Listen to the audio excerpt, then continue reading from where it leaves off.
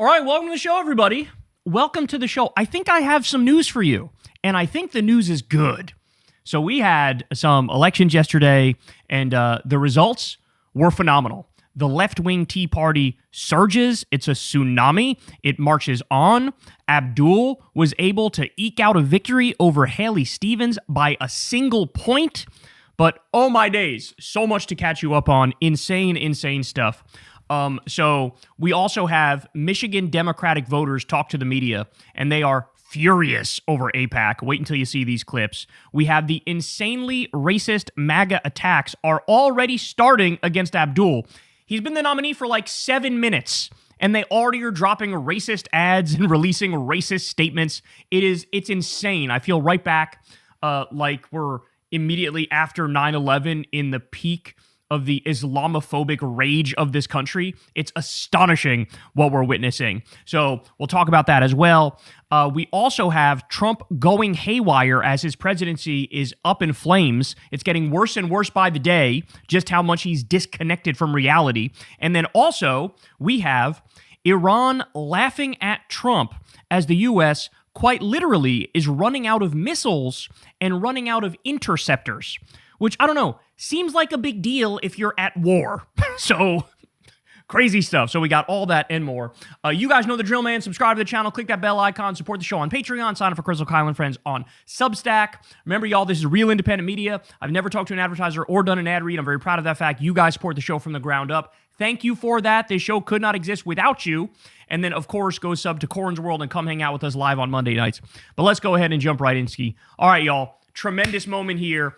This is historic. That's the only way to describe it. Here's Steve Kornacki over on MSNBC, the moment that he calls the race for Abdul El-Sayed. Listen.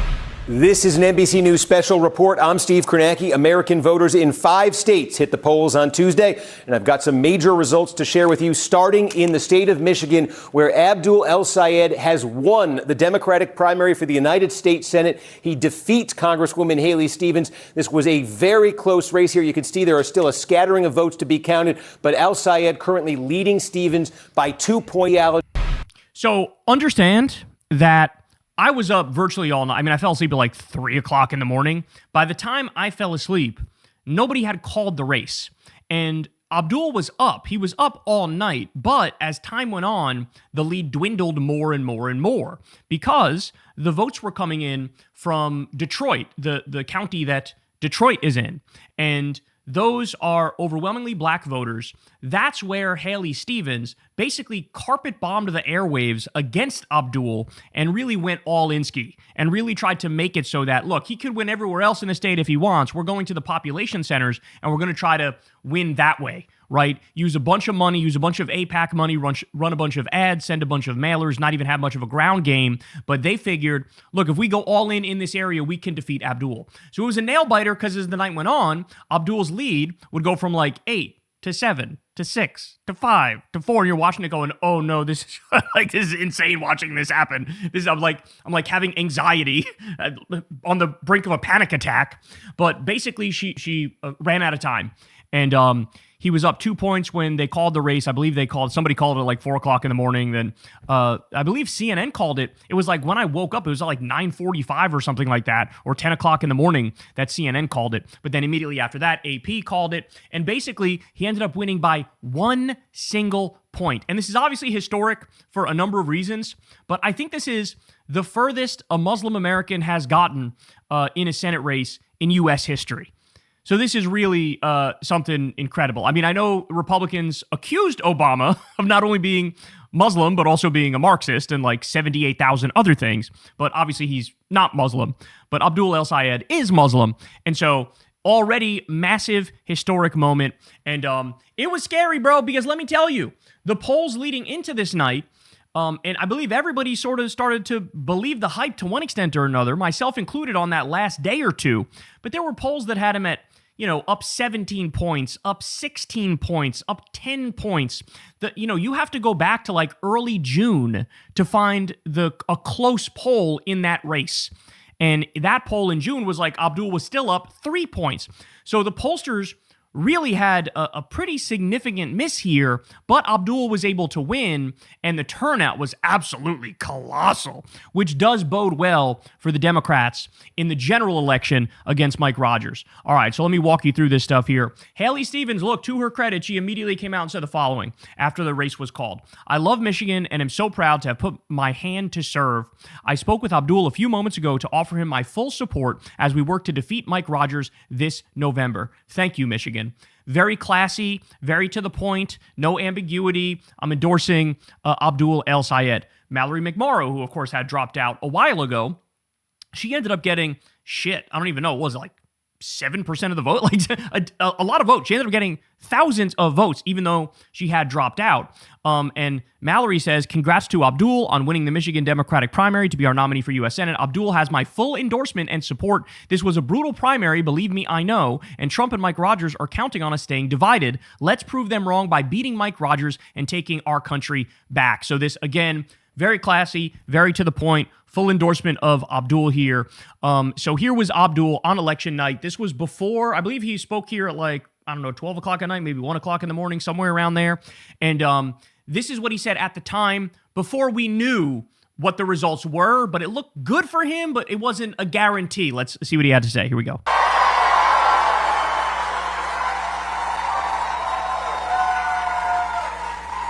But I also want to speak to this moment. We've got 13 weeks to defeat Mike Rogers. And however we might feel about the campaign we've just come through, I want you to understand that it pales in comparison to the cynicism, in comparison to the corporatism, in comparison to the lies that Mike Rogers and Donald Trump are going to tell.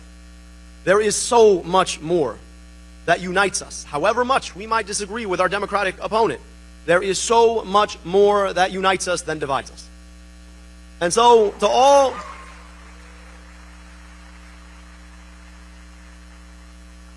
all of our supporters here tonight, watching on TV, tomorrow we begin to mend fences. Whatever happens tonight, we have a responsibility to assure that we unite to make sure that Mike Rogers never sees the inside of the U.S. Senate.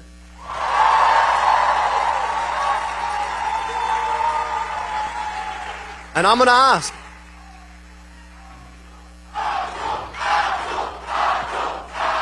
thank you. Thank you. Thank you.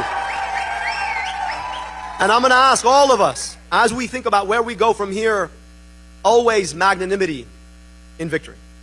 So if your instinct is to be like, I told you, nope. Let's come together to build a movement that's even bigger, that's even stronger, that's even more powerful, that reaches into the very depths of this state, that reminds us the best of who we are and who we can be. That is the commitment I want all of us to be making as we leave here tonight. So there you have it from Abdul. Look, very classy on his part as well, basically being like, look, it was a tough primary, but at the end of the day, we got to come together and let's not rub salt in any wounds here. Let's mend fences. So the next day, after he's declared the victor, he comes out and gives another speech, and this time it is all guns blazing directly at Mike Rogers. And bro, let me tell you, I watched this one live. It was a fucking barn burner, bro. He was going in. He was like, Mike Rogers is a neocon warmonger. He's basically a Trump cuck. He's a total corporate sellout. He literally moved to fucking Florida, and now he's, trying to pretend like, oh, I'm all about Michigan. Like, fuck you, Mike Rogers. He absolutely nailed it. And then he drops this. This is incredible. Watch. Mike, I'm going to say right here, I know you're going to say no because you're a coward. 5 debates, all right? Yeah. If you're willing to stand with me and have a conversation, you and I both know that you will wither in front of your own crimes. But I'm going to make sure Michiganders know about them. Because at the time we're done, you are not going to have safe quarter from people holding you accountable to what you've done for them here in Michigan. We will send you back to Florida where you belong. 5 debates. I'm hoping for an answer today. It's going to be a lot of fun, my guy. Challenging him to 5 debates, y'all. 5 debates. Now that's a man right there who is very, very confident in his abilities, is it not? And look, he did a phenomenal job in the debates against Haley Stevens. It was basically unanimous what people felt about that after the fact. And he's saying, look, man, let's do this thing.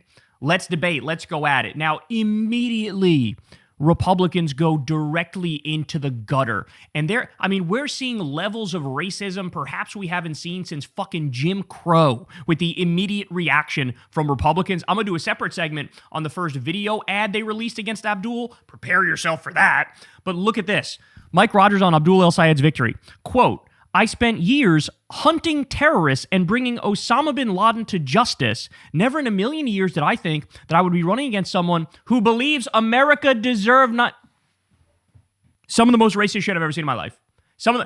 Literally just, he's Muslim, therefore, I'm sure he's siding with Al-Qaeda.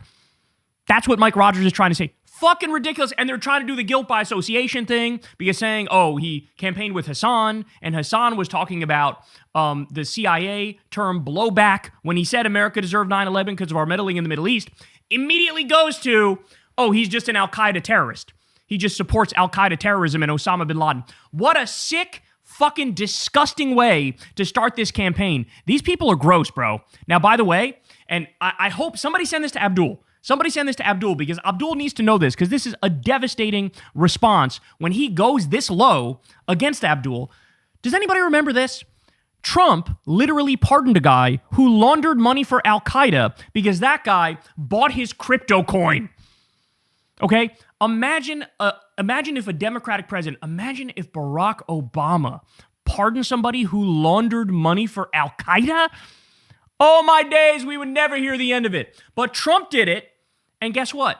Nobody called it out. And Mike Rogers is still Trump's little cuck boy, coddling his ball sack and tickling his taint on a daily basis. And he has the nerve to go after Abdul and act like he's a terrorist.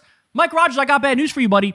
You endorsed and support the terrorist. Donald Trump is a terrorist. Donald Trump massacred, 170 precious little girls in Iran? They hit an elementary school and triple tapped it and then doubled down after the fact? Fuck you, you're the terrorist, Mike Rogers. You're the terrorist. How disgusting is this? Right off the bat, and you want to know why he does this, right? He does this because they have nothing else. What is Mike Rogers going to debate Abdul on health care when the Republican position is we just kicked 18 million people off Medicaid and we want to fucking destroy every good thing about our healthcare system? We want to make it worse? How's he going to debate Abdul on that? How's he going to debate Abdul on wages?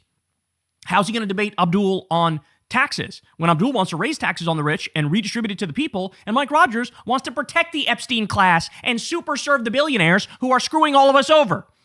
Oh my word. Disgusting, bro. Look at this, bro. We got to talk about this. This is historic. Michigan Senate Democratic primary ad support. Look at this. Abdul only spent $7.3 million on ads, and Haley Stevens spent $63.9 million, bro. I mean, she absolutely draxed him when it came to ad spending. Just like over the top.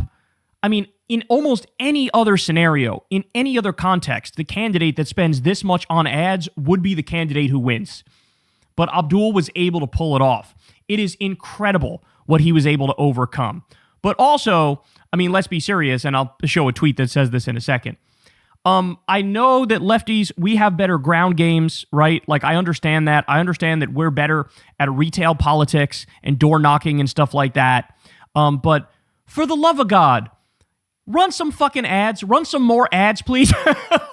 like, this happened with Ilhan Omar, too. Like, she barely won her re-election because she spent, like, nothing on TV ads. And it's like, guys, I mean, even if you personally don't like TV or watch TV or think it matters, it fucking matters. This country's packed full of like Gen Xers and boomers who are glued to the TV. I'm a millennial and I always have a TV on in the background. Okay? Like, yes, TV matters. Can we please stop doing this thing where it's like, we'll write that off and only do a ground game? Do both. Do both, please. I don't want to sit through another fucking nail biter. Okay? All right, let me give you some more. Here we go. So AIPAC came out and they immediately hinted in a press release that they will campaign against Abdul El Sayed, just like they did in the Democratic primary. Quote, our members remain determined to ensure that voters reject Dr. El Sayed and his radical anti-Israel agenda in November. So understand something, and people have made this point before, but AIPAC is not only equal to Israel and Netanyahu, right? So they're not only pro-genocide, pro-apartheid. Everybody knows that. But AIPAC functionally is MAGA. AIPAC equals MAGA. I've been warning people. I've been saying this. It's time for every single Democratic voter, even if you're a centrist Democratic voter, you need to wrap your mind around the fact that AIPAC equals MAGA, that Israel lobby money equals MAGA. So if you're taking that money, you are selling out. If you're representing their interests, you are selling out. You really cannot be a Democratic politician in the year 2026 and casually take AIPAC money. In the same way that we've always had issues with politicians who take Wall Street money or military industrial complex money, or now like AI money. Red flag through and through. So don't take this money and then have the nerve to say, oh, I'm the real Democrat. No, you're not. This is MAGA shit. It is MAGA shit to take that money. Okay, more. Here we go. This is what I just said. Lesson learned from this. Progressives need to run TV ads. Now that I think about it, possible her flooding the airwaves so much had a larger impact in these more rural areas where campaigns are less likely to go. Yeah, that's the thing, right? And this is what the TV ads bought her. Haley Stevens outperformed the numbers that they thought they would in more rural white counties. And this is probably the reason they carpet bombed with TV ads, and maybe a little dose of racism as well in that bitch, where rural white people are a lot less likely to vote for an Abdul than a Haley, if you will. So, but again, we can remedy this. We can remedy this by actually running ads. Everybody assumed, well, the polling showed Abdul was doing better in these areas, but also Bernie won the rural areas in Michigan. So it was assumed, like, well, since Bernie's endorsed Abdul and Abdul represents the same philosophy and ideology as Bernie, he's just going to clean up in those areas. And Haley outperformed relative to what everybody expected she would do in those areas. All right, how about this one? Everyone's expectations got skewed over the past week, but Abdul El-Sayed getting $70 million spent against him in a state he lost a primary by like 20 points 8 years ago and still winning last night is probably the most impressive electoral accomplishment of the decade. Look, I think that's true. I've gone back and forth on this because on the one hand, with the poll showing him up 10 points, 15 points, 18 points, you feel like anything that's not a double-digit win is like not good enough, right? Like we feel like, well, if he was up that much, the poll should have reflected that. Haley outperforming her polls is not a good sign for us. However, when you take a couple steps back and you look at the race in totality in its context, the idea that somebody could be outspent by as much as Haley outspent Abdul and, get so many more TV ads out there. And Abdul lost, like he says, 8 years ago and lost by 20 points and didn't win a single county. And then now ended up beating the political juggernaut known as AIPAC, the fully corporate-backed candidate.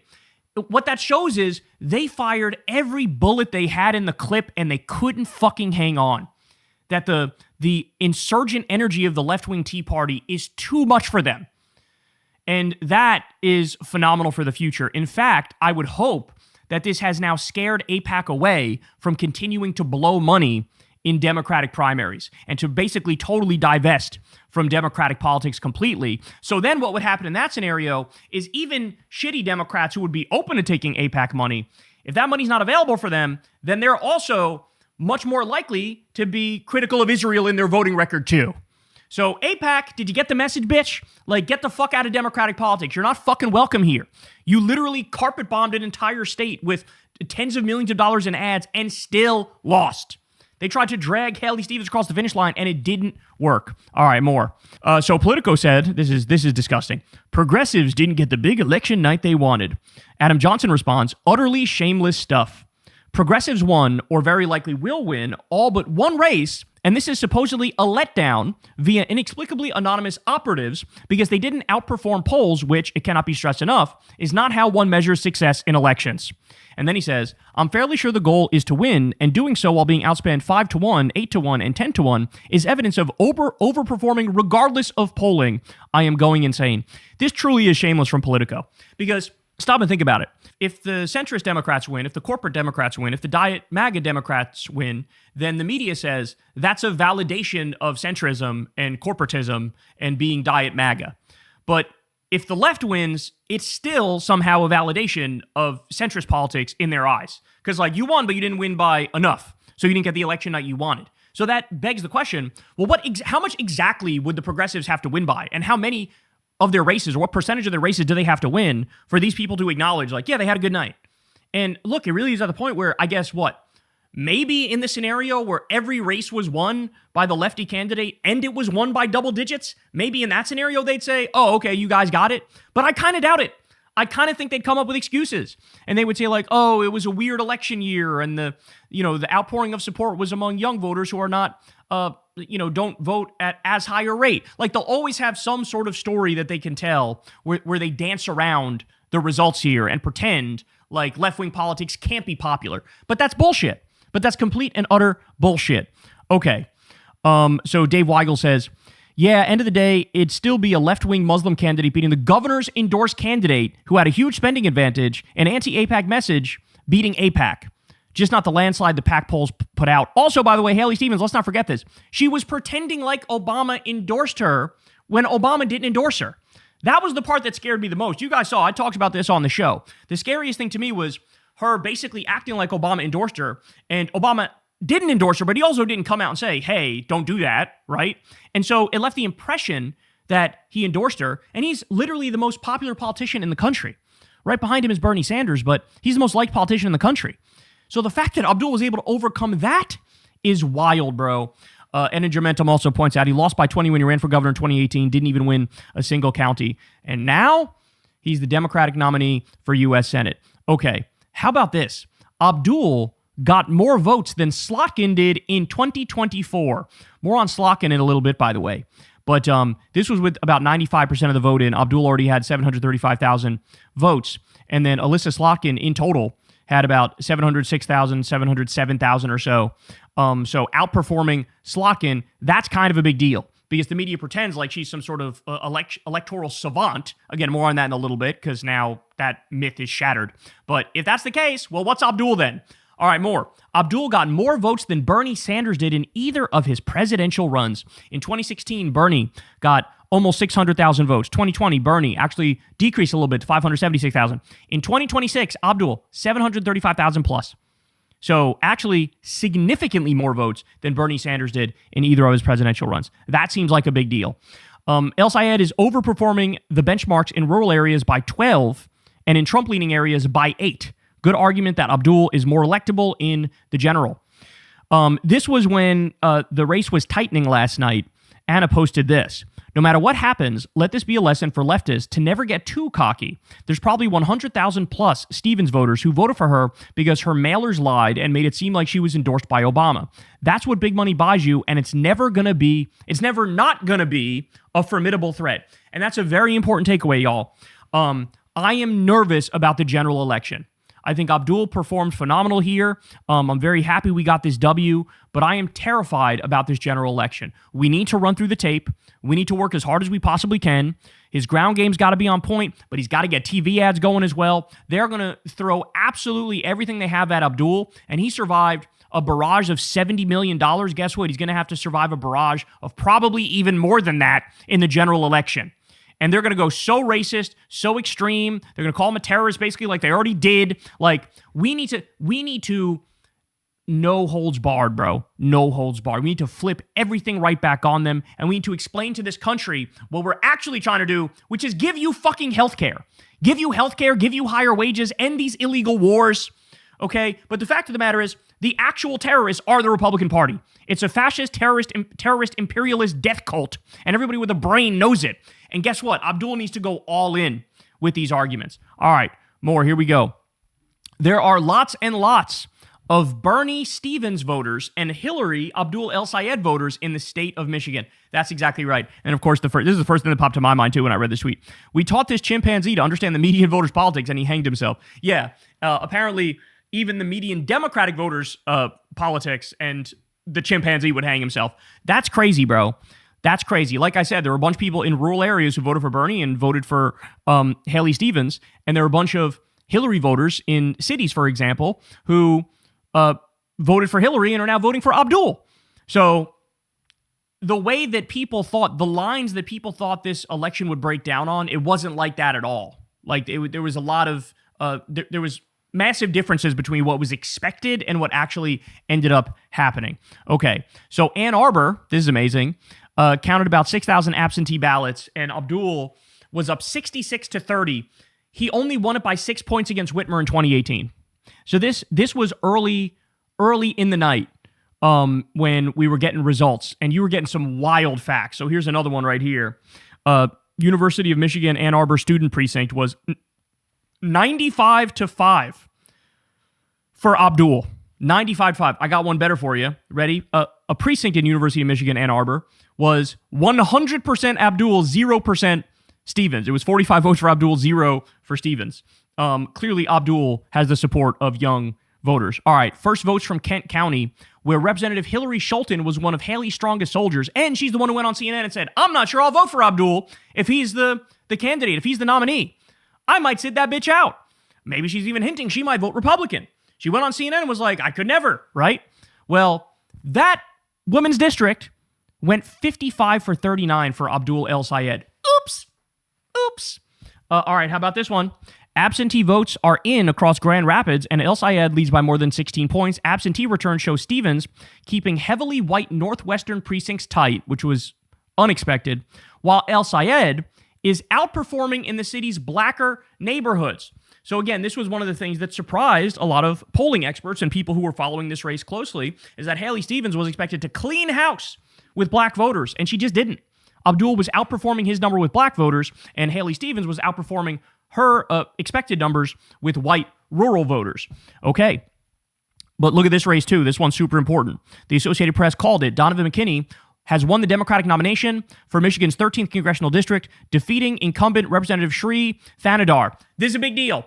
Donovan McKinney is DSA, ladies and gentlemen. He is DSA. Sri Thanadar is just a weird dude, bro. He's had some horrible votes, but he's also at times pretended to be a big Trump fighter and like try to do impeachment of Trump. Apparently, the story is when he decided to run for office, he met with consultants and said, all right, so which party should I run in? And what should my ideology be? So it's just a total like poser, believes in nothing, just sort of bought the seed. Well, now we have a real one who is going to be the standard bearer here. So incredible stuff. Awesome from Donovan McKinney. And yet another massive left-wing victory here. Our Tea Party is surging. All right, William Lawrence has won the Michigan 7th District primary. He's the co-founder of the Sunrise Movement. Y'all know about the Sunrise Movement. You know, when I co-founded Justice Democrats back in the day, Sunrise Movement was also doing their thing. And they're the real deal Holyfield, bro. They're all about that life. So another strong left-wing contender here, and one pretty handily. I mean, shit, at this point, with about 52% of the vote in, it was about 43% to about 29 or 30%. That's a huge deal, bro. That's a huge deal. And now, this is a swing district, so we are definitely going to get to see, we're going to get to test our theory of how well lefties can do in swing districts. I've always maintained lefties can do very well in swing districts because you bait Republicans into attacking you on your strengths in many respects. And, universal health care and higher wages and ending wars, these are just popular ideas. So if you center those things in your race, people are going to like you. They're going to like you. So love to see that as well. Another one here, DSA-backed Yusuf Rabhi defeats 12-year incumbent Christopher Taylor in the Ann Arbor, Michigan Democratic mayoral primary. Love to see that as well. How about this one? 26-year-old DSA Detroiter just ousted the former chair of the Michigan State House Energy Committee, who DTE got to pick for that position. That's phenomenal. That is absolutely incredible. So shout out to Chris Gilmer Hill, who won his election. Another DSA win here.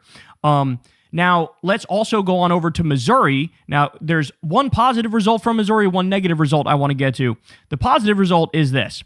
So there was a ballot measure where it was basically the Republicans trying to end ballot measures or trying to like gut the ballot measure ability in Missouri, because when they put things to the ballot, left-wing positions kept winning. Like, for example, the left-wing position on abortion won in a direct ballot initiative. So Republicans didn't like that. So it said, quote, Missouri is voting on a proposal to raise the threshold to pass future state constitutional amendments by statewide ballot measure. If it passes, future ballot measures would need majority support in each congressional district to pass instead of needing a statewide majority. So that would just make it much harder because you have some hyper-conservative districts where if you get under 50% in that district, the thing wouldn't pass. Again, it's a way to try to stifle direct democracy and not deliver the will of the people. Well, this thing got absolutely draxed. 80% no, fuck your amendment, only 20% yes. The people have spoken, and they've spoken very clearly. Now, The upsetting result was, of course, Cori Bush lost to Wesley Bell. Wesley Bell, of course, knocked Cori Bush out of that seat with just a absolute nuke of AIPAC money and corporate money. And Cori Bush came back here to try to run to take her seat back, and it didn't end up working out.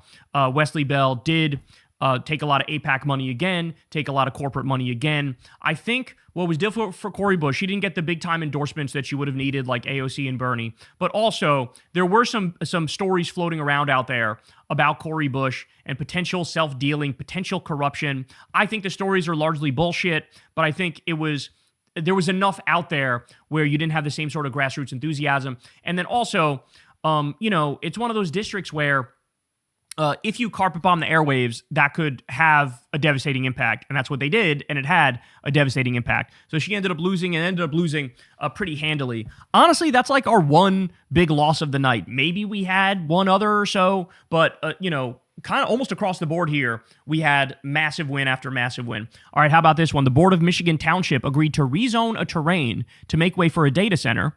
Residents opposed to the data center forced to vote on the matter, and they blocked the rezoning tonight. So a big fuck you to these data centers, which nobody actually wants. And then finally, I'll end on this one here.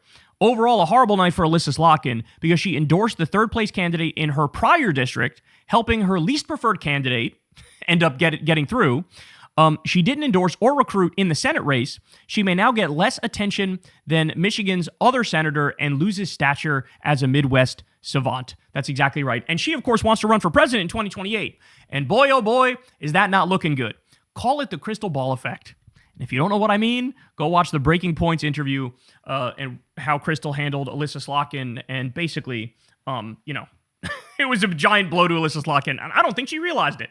She thought, hey, I'm just going on a show that has a left-wing person and a right-wing person. This will be centrist, cool stuff. And it's like, no. You really don't get the dynamic now, do you? They're actually anti-establishment and anti-corruption, and Crystal grilled the shit out of her, if we're being honest here. But anyway, there are your election updates. Amazing stuff. Abdul hangs on, wins by a single point as the left-wing Tea Party surges and marches on, and it is nothing but good news across the board here, except maybe one race, but everything else, man, phenomenal.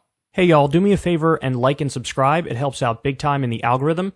Click the bell as well for notifications when videos drop, and watch that video on screen right now. You know you want to. So CNN and MS Now did some on-the-ground interviews, I guess like exit poll interviews you can call them, with a bunch of voters.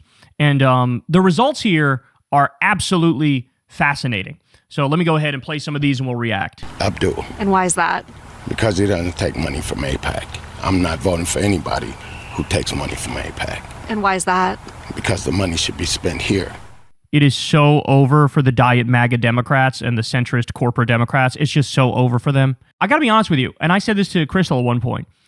I even thought at certain points that, Abdul says the same thing every time. And, I don't know, maybe he should throw in some other points too. He always does the, why are we sending all of our money to Israel? We need to spend that money here at home. Why are we funding them killing civilians? We need to give people healthcare and education here. And it's a great line, and I love it. But, every now and then I figured he should throw in a shot at Trump or some shit. Be like, I'm going to be the better Trump fighter. She's going to, here's some votes she took on the record that we're with Trump. I would vote against Trump. But you know what? Ultimately, I think he was right and I was wrong because he repeated it so much that the voters are just verbatim copying what he says and going, I agree with that.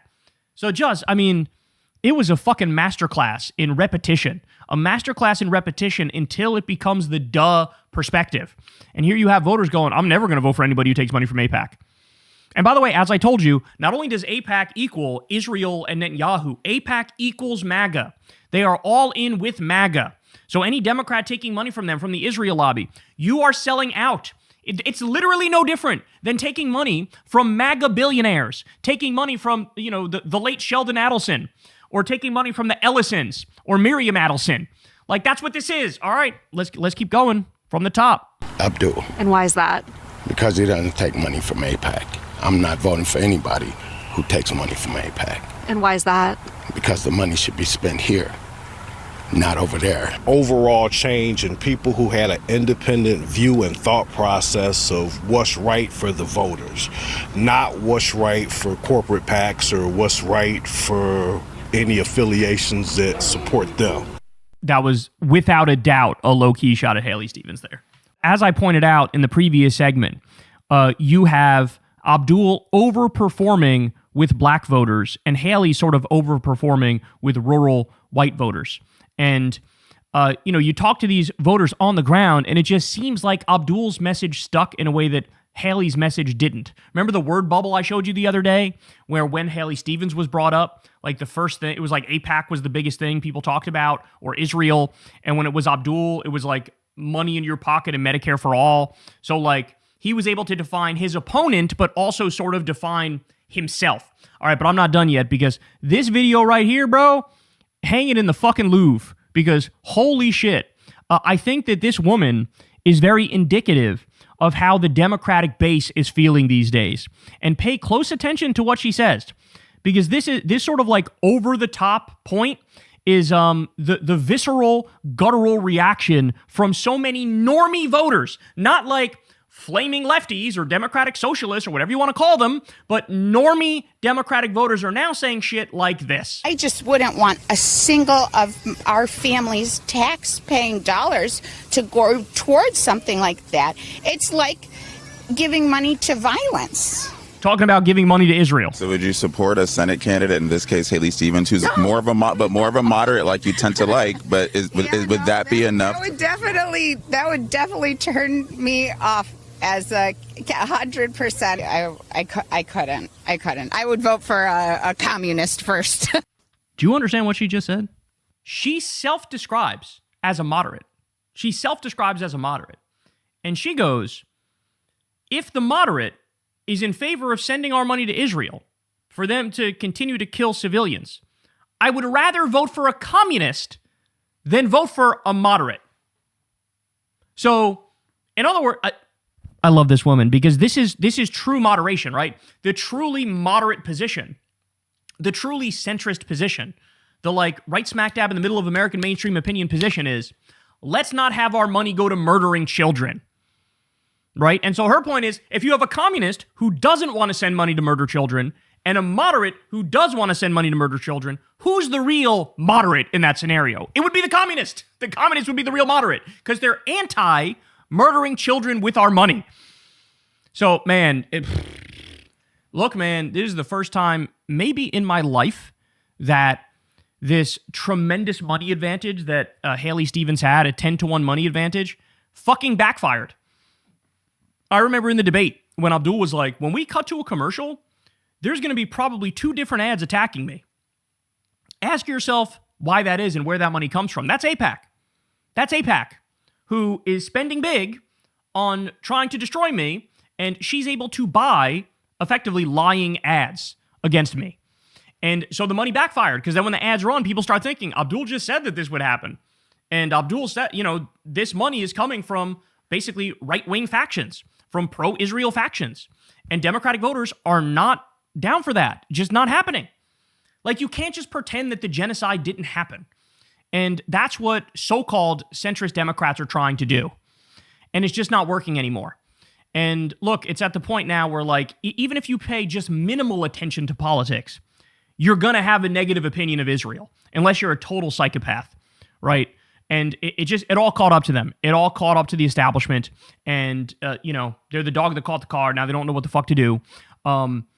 It's a historic moment that now the message is loud and clear to AIPAC. It's not possible anymore to just carpet bomb the airwaves in a race and guarantee that you're going to win the seat. It's not possible, because it is possible with a charismatic enough candidate who's good enough at getting the message across. It can defeat almost any amount of money. So truly, truly amazing stuff here. Democratic voters are pissed, bro.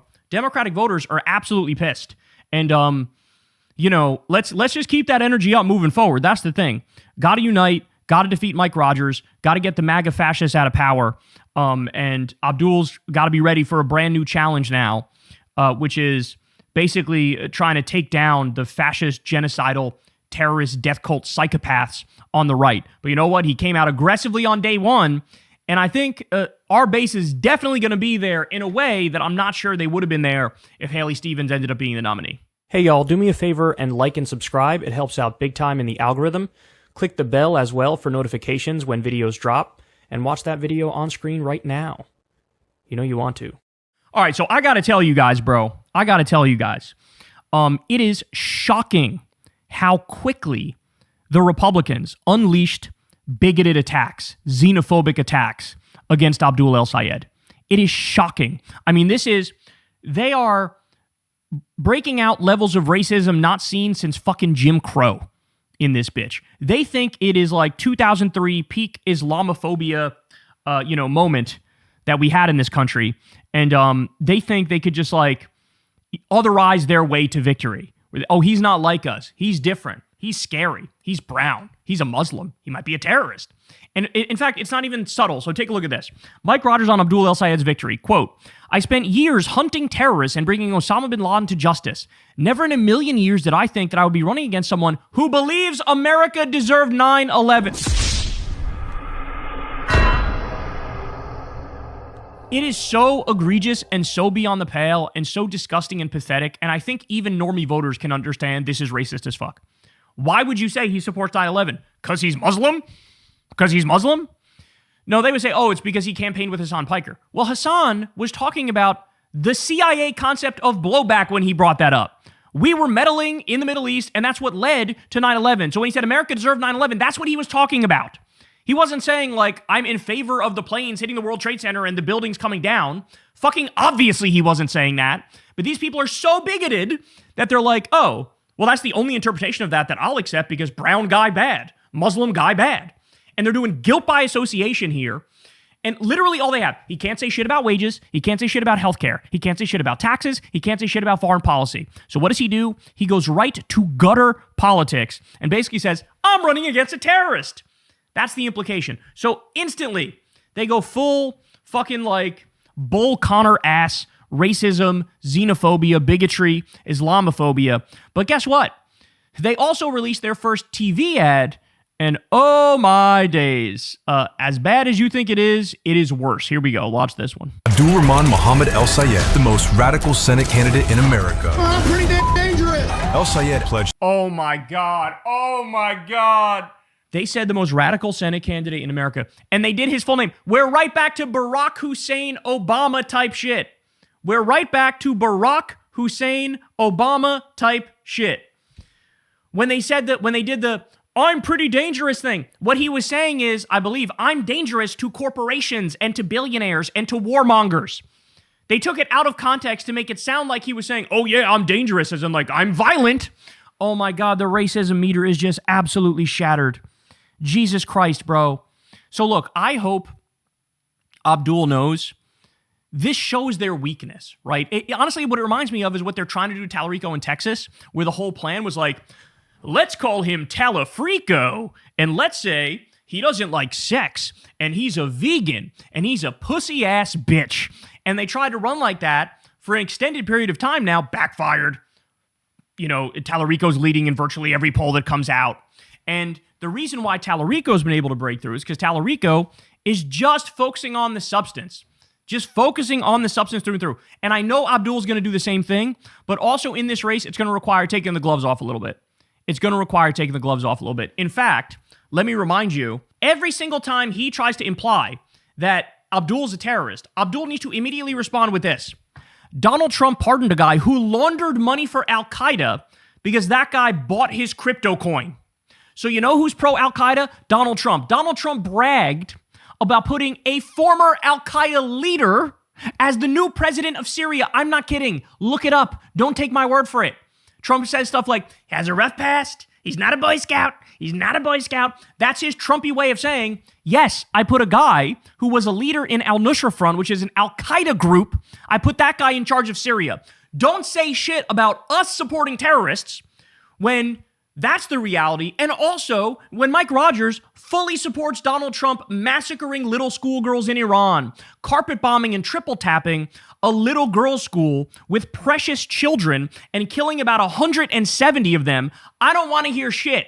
Perhaps you're the motherfucking terrorist. Perhaps you're the fascist and the terrorist by shoving innocent immigrants in concentration camps and sending people to CCOT to get tortured and raped. Has Mike Rogers said anything against the Minam girls' school bombing? Then he's the fucking terrorist. Has he said anything about the people sent to CCOT to be tortured and raped? He's the fucking terrorist. Has he said anything against Donald Trump putting an Al-Qaeda leader to head a country? He's the fucking terrorist. Has he said anything against Trump pardoning a guy who laundered money for Al-Qaeda? He's the fucking terrorist. Do you understand that? Oh, my days, bro. Oh, my days. All right, let's keep going from the beginning. Barack Hussein Obama. Abdul Rahman Mohammed El Sayed, the most radical Senate candidate in America.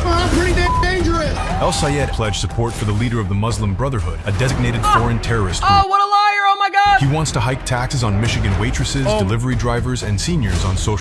In other words, he's against Trump's tax cut bill, which gave overwhelming tax cuts to the rich.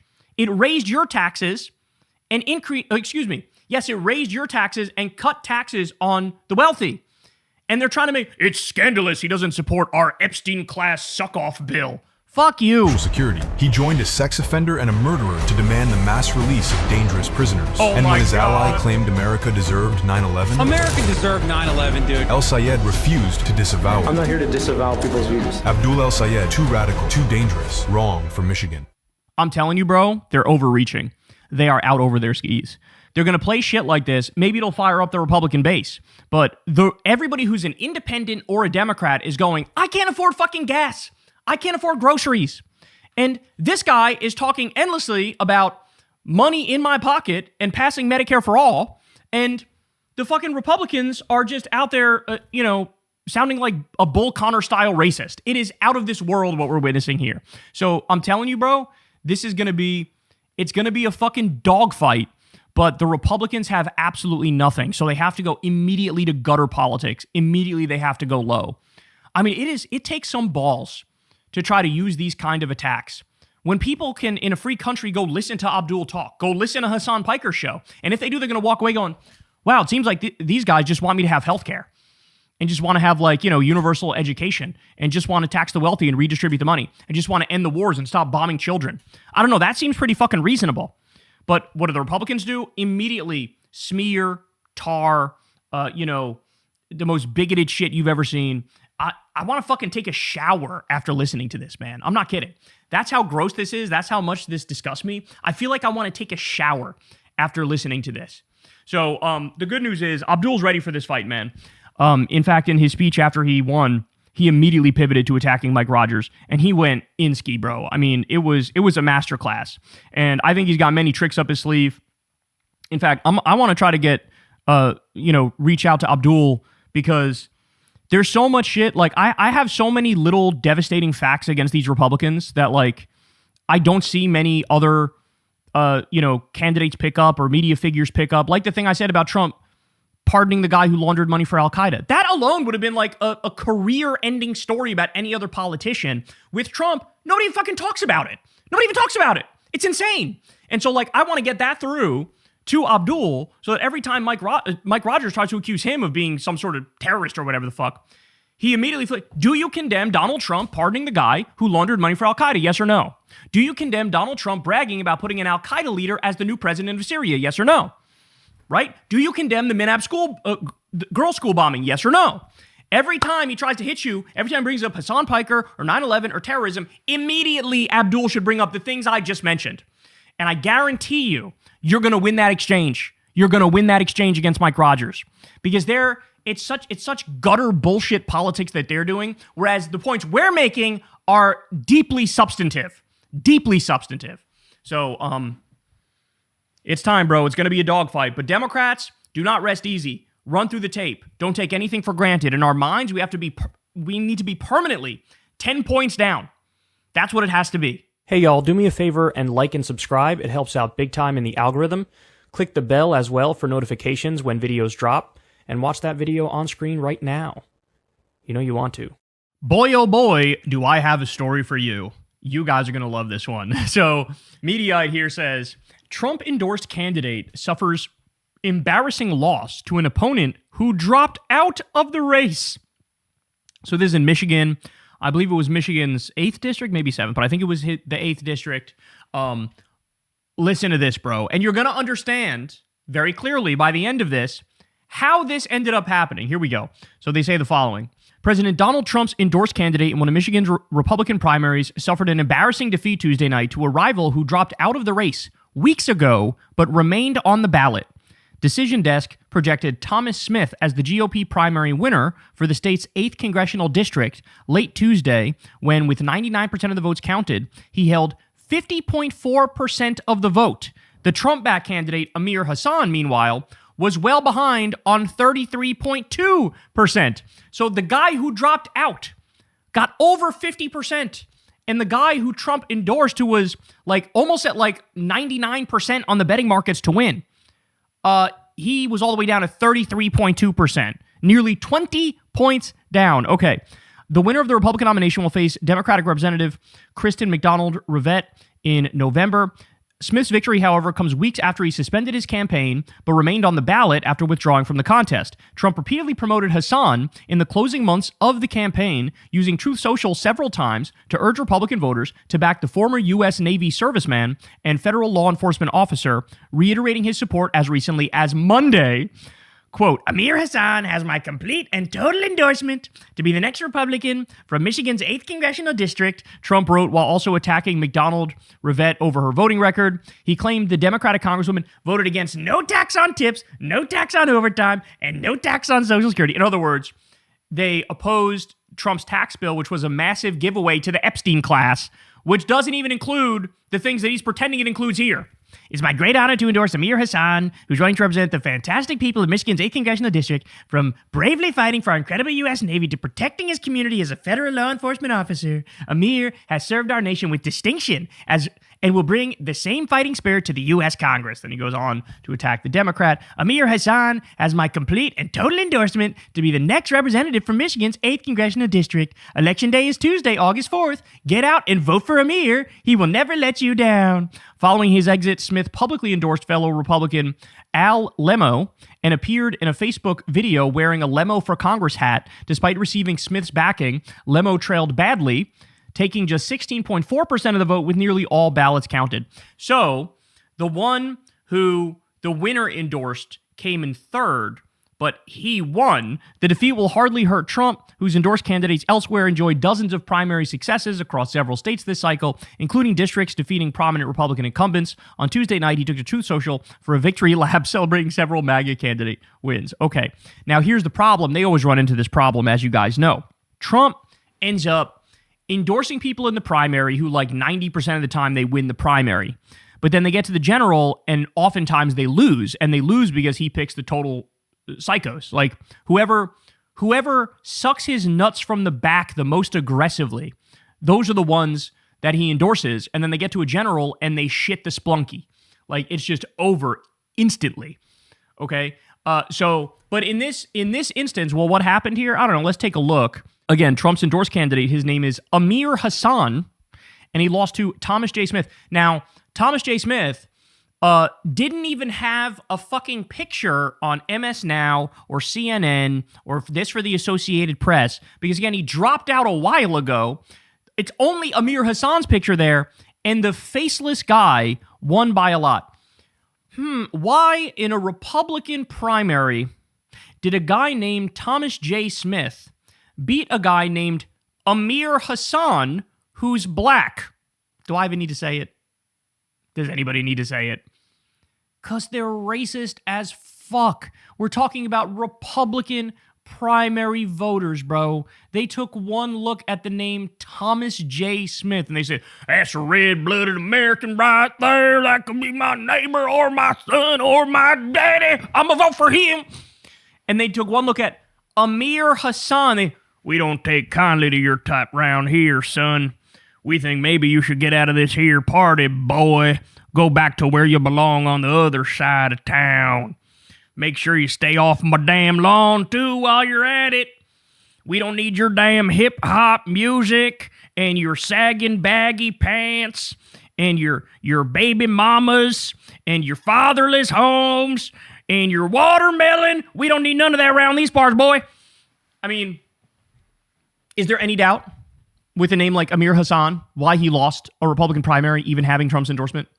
I bet you they didn't even know. They didn't even know. They had no idea who Trump endorsed and who he didn't. They just all went out there and voted. And by the way, 25,500 votes. This isn't like a small thing. It's not like, a district that has like 3,000 people in it total. No, these are real numbers. And Amir Hassan, the black guy endorsed by Trump, ended up losing. Don't ever tell me. I mean, they have not evolved at all. Like, in the Republican mind, it is still like 1952. And they want that, like, segregation era back in full force. It really is something as simple as the name and the face. But really, because the face isn't on the ballot, it's just the name. And they said, no, we're not going for the black guy. We don't do that here. They're so racist. I can't, bro. They're just so racist. And you're seeing it now instantly with these attacks against Abdul, where they're basically like, yeah, he's a terrorist. What? Yeah, he's Muslim, so he's a terrorist. Duh. They're doing like his full name like they did with Barack Hussein Obama. They got nothing. They can't talk about wages. They can't talk about taxes. They can't talk about healthcare. Well, they can, but they'll lie about all that stuff. But like, so what do? I don't know. Just go straight for the fucking guttural, visceral, primitive ass sentiments like racism. And even with the Trump endorsement, bro came up massively. It wasn't even close, bro. Not even close. Hey, Amir, what did you learn? Did you learn anything? You literally couldn't have had a situation more tailor-made for you to win, and you didn't win. Have you stopped to think why that is and what that says about your party? Have you stopped to think that? I don't think you did. I'm telling you, man, the minority Republicans need to learn. You will fucking never be accepted. You will never be truly accepted. They will turn on you in a motherfucking instant. And the overwhelming majority of minorities look at this and they go, that's right. That's right. I'm sure Amir Hassan's parents are looking at him like, did you learn a lesson? So there you go. Humiliating. Now, of course, Trump will proceed to not acknowledge this, or if he says anything about it, blame Amir. But the fact of the matter is, his voters are racist. I would say that like, oh, this was just a rebuke of Trump, but it's actually not. It's not, because his other endorsed candidates win the primaries and then sometimes lose, sometimes win the general. But like, this literally is just the name. And that says a lot about where the Republican voters are in the year of our Lord 2026. Hey y'all, do me a favor and like and subscribe. It helps out big time in the algorithm. Click the bell as well for notifications when videos drop, and watch that video on screen right now. You know you want to. So Donald Trump is absolutely losing his mind and crashing out and going haywire as his presidency is more and more up in flames by the day.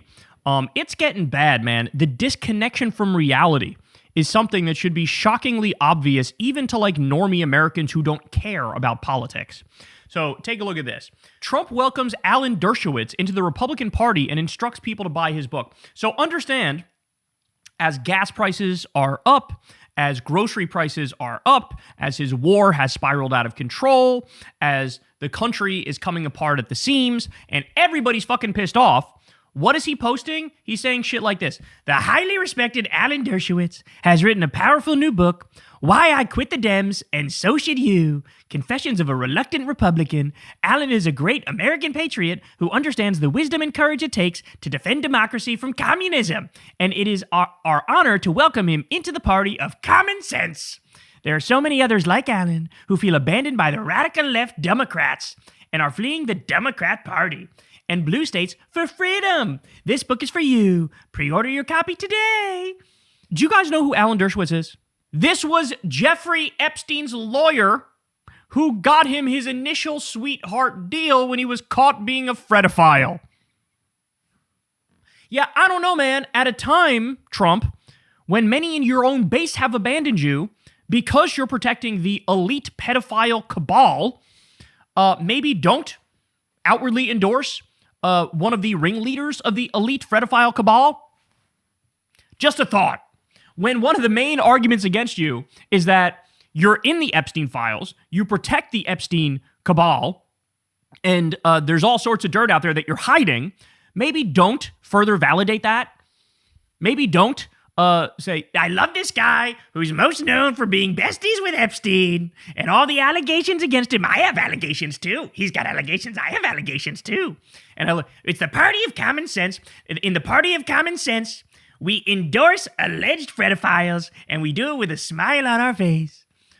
Oh my word. Okay. Out of touch much? I don't know. You guys tell me. All right. Let's keep going. He also posed this. Patton, Trump, MacArthur. Didn't they win their wars? There's a 0% chance we win this war with Iran. It is all over, but the admission that we lost. And he has the nerve. It's classic Trump. It is like never play defense, always go on the offense, be fully postmodernist and rewrite your own narrative and repeat it until everybody just accepts it because it's been, shoved down their throat. I mean, how does he keep getting away with this shit? How does he keep it? It's astonishing. Dealing with somebody who is this disconnected from the facts on the ground, comparing himself to historic generals. And by the way, also, to note for the record, this is the motherfucker who said, I can't go to Vietnam, I have bone spurs. Remember that? He said, my personal Vietnam was dodging STDs, which implies he was involved in fucking orgies and shit, which there's evidence from Katie Johnson, the allegations against Trump, the 13-year-old who accused Trump of all sorts of horrific sexual crimes, including rape. She said it was basically like an orgy that they were at. Sort of adds up, doesn't it? Sort of adds up. All right. He also said this. Stop and think about the fact that he's focusing on this issue at this moment with everything else going on. He says, for far too long, radical climate activists attempted to hold our great country hostage by drastically and unreasonably expanding the intended scope of the Endangered Species Act. Oh my God, bro. Every day it's like, hey, we decided to use more glyphosate in this country, which is going to give everybody cancer. Hey, we decided to dump a bunch of coal ash into our fresh water systems. Hey, we decided to let the food companies poison you and make you have watery explosive diarrhea because we're not checking for cyclospora anymore. Like, you go down the list of all the ways. Every decision dead wrong and horrible for you. And now, instead of doing something about grocery prices, doing something about gas prices, ending his illegal wars, arresting Epstein pedophiles, he's out there going, the Endangered Species Act, we got to crack down on it. It's horrible. It's terrible. We don't like it. He says this was complete and total regulatory overreach by unelected bureaucrats. They treated Americans very unfairly by stifling the production of important resources like oil, natural gas, and timber and blocking the construction of family homes and critical infrastructure. So by the way, he's greenlighting the absolute destruction of our national parks. Greenlighting the destruction. Letting corporations rape and loot and pillage and plunder and it's all happening. It's all happening. He says, even our military couldn't train on land that was deemed off limits to protect a little rodent. Oh my God, this is so crazy. This guy, we're all gonna die because of his stupidity. We're all gonna die because this motherfucker can't be bothered to acknowledge climate change is real and move towards green and renewable energy, even as we have an oil crisis that he fucking started. And so he goes on, but you get the point here. The point is, we hate the Endangered Species Act. Yes, that issue that all Americans are just clamoring for at this moment. They're calling Trump and they're calling Congress on a regular basis going, why won't you repeal the Endangered Species Act? Maybe that'll make it so I can afford gas and groceries. Okay, let's keep going. He does an interview with Fox News, and here's just some of his greatest hits from that interview. I think any community that turns down AI is making a big mistake. Real finger on the pulse type shit, isn't it? Real finger on the pulse. There is a revolution brewing in this country. People are furious about these data centers stealing our water, polluting everything. The noise pollution, right? The hogging all the energy on the energy grid and leading to blackouts and brownouts. Increasing climate change. The promise that the data centers will build AI that's going to take everybody's jobs. Like, all of this going on. He's like, data centers are great. They're wonderful. I like to replace all my voters with data centers. Let's have more data centers everywhere. And then he's just going to lie about it. Here we go. I think any community that turns down AI is making a big mistake because your taxes are going to go way down. If you own a house, it's going to be more valuable. The exact opposite is true. Look at Memphis with Elon Musk's Grok data center. People there, their houses are worth like nothing now because nobody wants to move next to a data center. You get actual pollution and noise pollution all the fucking time. It hogs all the energy. Your power will go out randomly. Oh my God. It's a tremendous thing. And I see it, it's almost like there's a campaign against, data centers. But data centers, if you look at the stats, everything's good around them. Oh, yes, that's right. Give me my book of stats, please. Turn to page 17. Everything is good around data centers. Oh, thank you. Like, what does that even mean? He doesn't even know what that means. He just says shit because he's paid by these people. He's owned by the Epstein class. He's owned by the billionaires. Do you not see it yet? We're doing an unbelievable job. Costs are coming way down. I inherited, they talk about... Costs are up. Costs. I inherited very, very high costs. They're way higher now. And they're all coming down now. They're not coming down now. That's not true at all. The food, the groceries. That's all going up. It's all coming down. It's all going up. Great job. I think we should be given an A+ on the economy. We've seen numbers. I believe we've seen numbers in the 20s when it comes to his approval on inflation and his approval on the economy. And he's saying we get an A+. Oh my days. This is disturbing even for him with his constantly making shit up. This is disturbing. I think we should be given an A+ on the economy, but I think that's coming. People are starting to talk about it. I sure love this economy. Like 90% of the country is already in a recession. What point do you say enough? And there's no coming back for Iraq. Well, I have plenty of time. He's saying I have plenty of time for his illegal war with Iran to continue. Oh, man. Okay, it gets better. Trump says his poll numbers are, quote, the best they have ever been. And why wouldn't they be? In fact, he almost posts a verbatim thing that he posted the other day that we talked about. This is like Groundhog Day. We talked about this the other day. He reposted the same thing almost verbatim. My real polling numbers are the best they have ever been. And why wouldn't they be? Okay, ready? I showed you this. Look, here's his actual poll numbers. His disapproval is 60.6%, and his approval is 36%. That's the average, y'all. That's the average. That's not one outlier low poll. The outlier low poll is 30%. The average is 36. A high in this bitch is like 39 or 41. Okay? He is despised across this country at a time when his polling is the worst it has ever been. Tied or maybe just below where it was after he tried to do a literal insurrection and a coup with January 6th. He's going, everybody loves me. It's so phenomenal. Everybody loves me. I've never been more popular. Meanwhile, the exact opposite is true. It is dangerous to have somebody this mental in this position. It's dangerous. It's dangerous because he's liable. If he's not willing to accept even the most obvious facts of reality, what is he liable to do? I told you, with somebody who's a malignant narcissist like Trump, he wants to take the world with him when he's no longer around, right? Like, these people don't think the world exists beyond themselves. He's 80, he's obese, his health is failing him, his mental health is failing him, his physical health is failing him. So he's cooked. And he looks around and he goes, why should anybody else be able to live beyond me? And when you see somebody who's willing to lie to this extent, what else is he willing to do? Ask yourself that question. All right, he also released a fucking AI slop video of a MAGA supporter in a hoodie marching through the White House as a TV declares that Trump made history. Again, as his approval rating is in the fucking toilet, he's posting shit like this. We come to this place for MAGA to fight, and win. Because we need that, all of us. The indescribable feeling we get when we hear the national anthem. And stand together, stronger than ever before.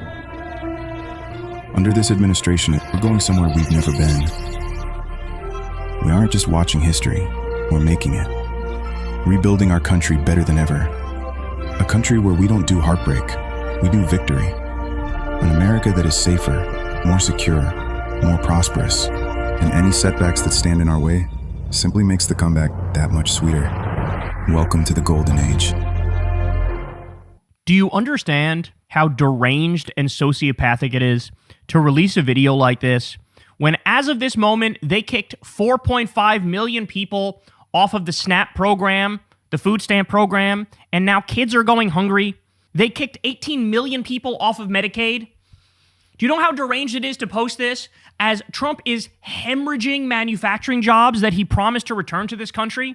And he's lost just 75,000 in the second term alone. And that doesn't even include the hundreds of thousands of Biden jobs that were coming here that he killed. Okay? Do you understand how deranged it is to post shit like this? This pull at the heartstrings bullshit. This like, I'm so legendary bullshit. At the same time that everybody hates you. Everybody hates you. Oh my God, man. This guy, he's got to go. And then we also have this. The Trump administration is allowing construction of a 132-acre radioactive pit mine right on the border of Bear Lodge National Monument. What could go wrong? Also, the Trump administration is planning to gut Head Start, a program that offers free preschool to over 500,000 children. Because fucking of course he is. This is absolutely positively getting out of hand. And everybody needs to know it. Everybody needs to understand. He's losing it. He's losing it, and it's kind of weird that everybody's still kind of pretending like that's not the case when it very clearly is. Hey y'all, do me a favor and like and subscribe. It helps out big time in the algorithm. Click the bell as well for notifications when videos drop, and watch that video on screen right now. You know you want to. All right, I got to give you guys some Iran updates, and man, are they devastating. We have been on this endless roller coaster since the beginning of this thing, where Trump, it's almost like he has bipolar disorder. And like half the time, he's like, we're going to make a deal. It's going to be the best deal anybody's ever seen. Iran loves it. We want peace. I don't want to hurt anybody. He says that. Then the other half the time, he's like, I will annihilate the entire civilization of Iran. Maybe I'll use nukes. I'll destroy them. Yeah, I bombed the girls' school. I don't care. Like, he just goes back and forth from I'm new Adolf Hitler to actually, we're on the brink of peace. And honestly, at the core of this, of course, is insider trading. They're manipulating the market. They're making money off of it. You know, Trump has done it so brazenly, he'll like buy millions in Dell stock, then the next day be like, everybody go buy a Dell. Like, it's ridiculous what we're witnessing here. But, I mean, this is truly a crisis for a number of reasons. But one of the most important ones domestically is that what the fuck is going on? The Strait of Hormuz is shut. Bab el-Mandeb is shut. What the fuck? We're blowing through the strategic oil reserve across the world, not just our own strategic oil reserve. I don't think they know what the fuck they're doing. I think they're market manipulating and profiting off of that, but at some point the jig is going to be up, bro. At some point it's going to be up. Take a look at this. Let's start with this one here. So the other day, breaking, a U.S. military base in northern Kuwait has been directly hit by Iranian drones per Tasnim. Initial reports indicate that this was the preemptive strike Iran has been planning. So they are now doing sneak attacks against us because they say they have intelligence that we were going to do some shit against them. They are like 7 steps ahead of us. And they also, by the way, have the support of Russia, but not just Russia. They have the support of China, bro. And China's capabilities are far above and beyond what any other opponent of ours has ever been. We're still fighting war like it's 1985. They're fighting war like it's motherfucking 2045. Okay? Take a look at this. Look at this. You can see in the distance here. Base on fire. Base on fire. Of course, they've been lying to us. Trump has been lying to us about the extent of the damage that we've had on our properties, on our bases. It is simply because the Iranians have not wanted to kill thousands of our soldiers in the Middle East that they're not dead at this point. You need to understand that. Like, our ships could be sunk like that. They have the ability, but they haven't done it yet. So Trump should be thanking Iran for that. All right, more breaking. Yemen's Houthis have struck the industrial area of Jebel Ali in Dubai, UAE. Per initial reports, widespread fires and plumes of smoke over the area and multiple explosions in Dubai in the past few minutes. Okay, this was the other day as well. You can see the smoke there billowing up. So the Houthis are in this war for the long term, and they've also shut Bab el-Mandeb, which makes it so there's another path that oil can get out, can now no longer be used. Okay. More. So here's Trump in the White House the other day on August 3rd, and he's asked about this. That's a couple days ago, and he says the following. Mr. President, this is at least the 5th time you've turned off airstrikes against Iran since April to negotiate. What is your message to the American people who are wondering what has changed this time? Why should it be any different? Well, you don't know. I don't know. I think we're going to maybe get something, but I want to give them every last chance before decapitation. Very tough to do what we have planned, still planned. We'll see what happens. But it's a very, very tough thing to do. I think I'm very proud of the fact that I'll give people a chance. This is a big move. To do an attack that big on a country, I'd rather not do it. Now, we've already, through lots of large attacks, but they were normal large. Hopefully they'll come to their senses, because what happened cannot have a nuclear weapon. I mean, what do you even say? Jesus Christ. It's like watching a horror movie. Breaking, U.S. Treasury Secretary Scott Bessent says a deal with Iran could be announced as soon as tomorrow. That was a lie. He said that on August 4th. It's now August 5th. Ain't no deal, bitch. Bessent claims that the deal would reopen the Strait of Hormuz. Dow futures extend gains to over 600 points on the day. Now you know why he said it. That's why he said it. Not because there was actually a deal, but because they're market manipulating and profiting off of it. Breaking, Iran believes Trump will ultimately be forced to make major concessions, including a $300 billion Iran reconstruction package, letting Iran control Hormuz and accept all of Iran's core demands as the U.S. falls into a strategic stranglehold, senior Iranian officials tell Reuters. Iran is pursuing a strategy of calibrated escalation, increasing the economic and political costs for the U.S. and its allies until Trump becomes more willing to compromise, particularly over the Strait of Hormuz. Iranian officials say sustained pressure will leave Trump with no choice but to negotiate on Iran's terms, especially looking ahead to the November midterms. Iran's big advantage is that, quote, it can hurt the regional states and the global economy, with Iran believing it can tolerate economic pressure longer than a U.S.-led coalition can tolerate recurring disruption to global commerce and energy markets. Ladies and gentlemen, they are correct about literally all of that.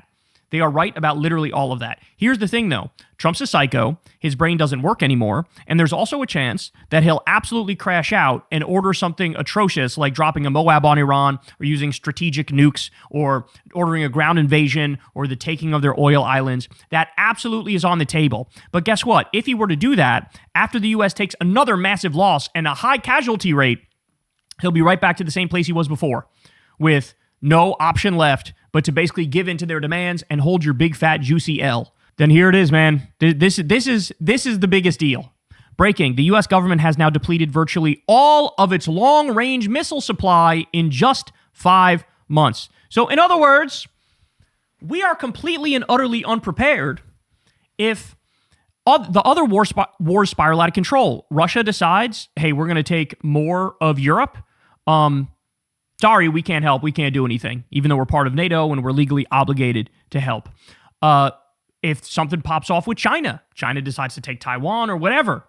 Sorry, cooked, done, over. We blew through our missile stockpile, our long-range missile stockpile, in a losing war against Iran. That's fucking mental, all right? But wait, still not done yet, because there's also this. We just learned this the day after. CNN Breaking News says the U.S. military has exhausted nearly 80% of its interceptors for a key missile defense system, as senior U.S. military commanders are warning that the Pentagon's munition stockpile is, quote, dangerously low, according to multiple sources familiar with the matter. So, blew through virtually all of our long-range ballistic missiles and blew through about 80% of our interceptors. And so now Trump's doing the, oh yeah, I'm going to destroy you. I'm going to blow you up. I'm going to make your life a living hell. It's going to be the biggest attack anybody's ever done, ever. And then has to taco. Right now, I don't want him to carry it out. But understand, the reason why he's tacoing, there's market manipulation, and we literally can't even continue down this path. We can't do it. It's over. It's done. They won. Guys, they build these Shahid drones. Dog, they cost like $20,000 a piece. They have an unlimited supply of the Shahid drones, and it gets through all of our defenses like that. You can't win this war. This is asymmetric warfare. This is asymmetric warfare, and they have the upper hand. They have cheaper shit. They have an endless supply of it. They also have the intelligence support of China, whose intelligence is on par with us or even better, right? We can't win. We can't win. And it's all this like fucking macho man desperately trying to save face while insider trading. And it's like, I don't know how else to get this across to people. The only way out is to surrender. The only way out is to say, what are your terms? That's it. That's it.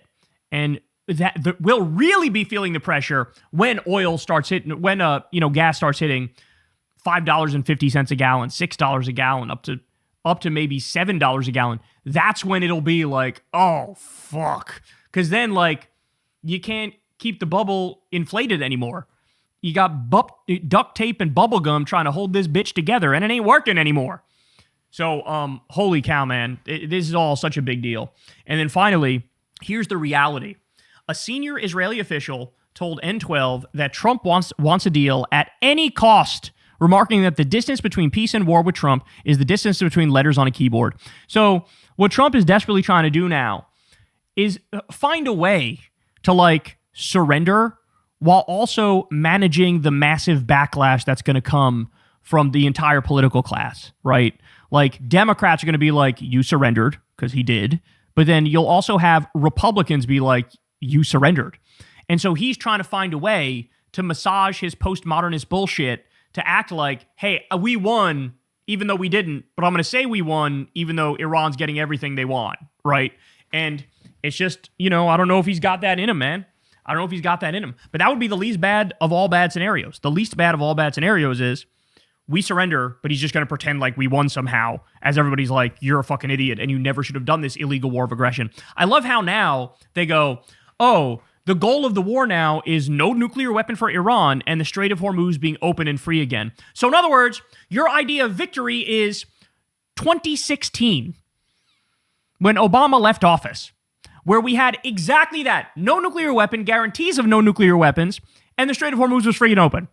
So now all of your aims and your goals that you made up and you changed every 7 seconds, it's all boiled down to, let's just get back to what Obama gave us without fucking wasting billions and billions of dollars and countless innocent Iranian civilian lives and like 18 U.S. soldier lives. And oh my God, Democrats are just so much better. Barack Obama was so much better than this guy. I can't. And you guys know me. I have deep criticisms of these Democrats. But like, compared to Trump, oh my days, compared to Trump, oh my God, bro. So anyway, wild stuff here, bro. Wild stuff. Hey y'all, do me a favor and like and subscribe. It helps out big time in the algorithm. Click the bell as well for notifications when videos drop, and watch that video on screen right now. You know you want to. So as the results were rolling in yesterday in the Michigan U.S. Senate primary on the Democratic side, you had David Axelrod, part of the Obama administration back in the day. He was on the panel, and Van Jones was there as well. And man, is this frustrating. Man, is this frustrating.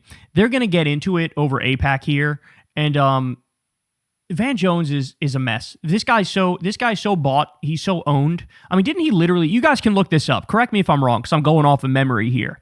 But didn't Van Jones take like some ridiculous number, like $50 million or $100 million, or maybe it was 10. Maybe I'm overstating it.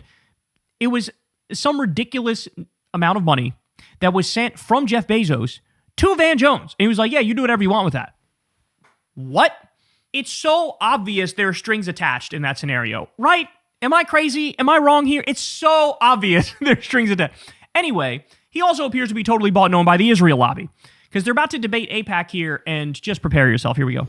Say a word about that, because we've talked about this before, and I speak as you know, as the son of a Jewish refugee, so issues of anti-Semitism are very personal to me. I think that what you see in Michigan is a interest group spending, talking about AIPAC, $30 million. She's got $64 million in television spending, and they're responsible for at least half of that. And one of the issues, as Kristen mentioned, that people are grappling with is the power of money in our politics, the influence that interest groups have. And I think it's a legitimate question. Should essentially an agent of any foreign government, whether it's Israel or any other, be able to spend, is it healthy for them to spend $30 million in a race like this to influence the outcome of that race? I think that's a legitimate issue.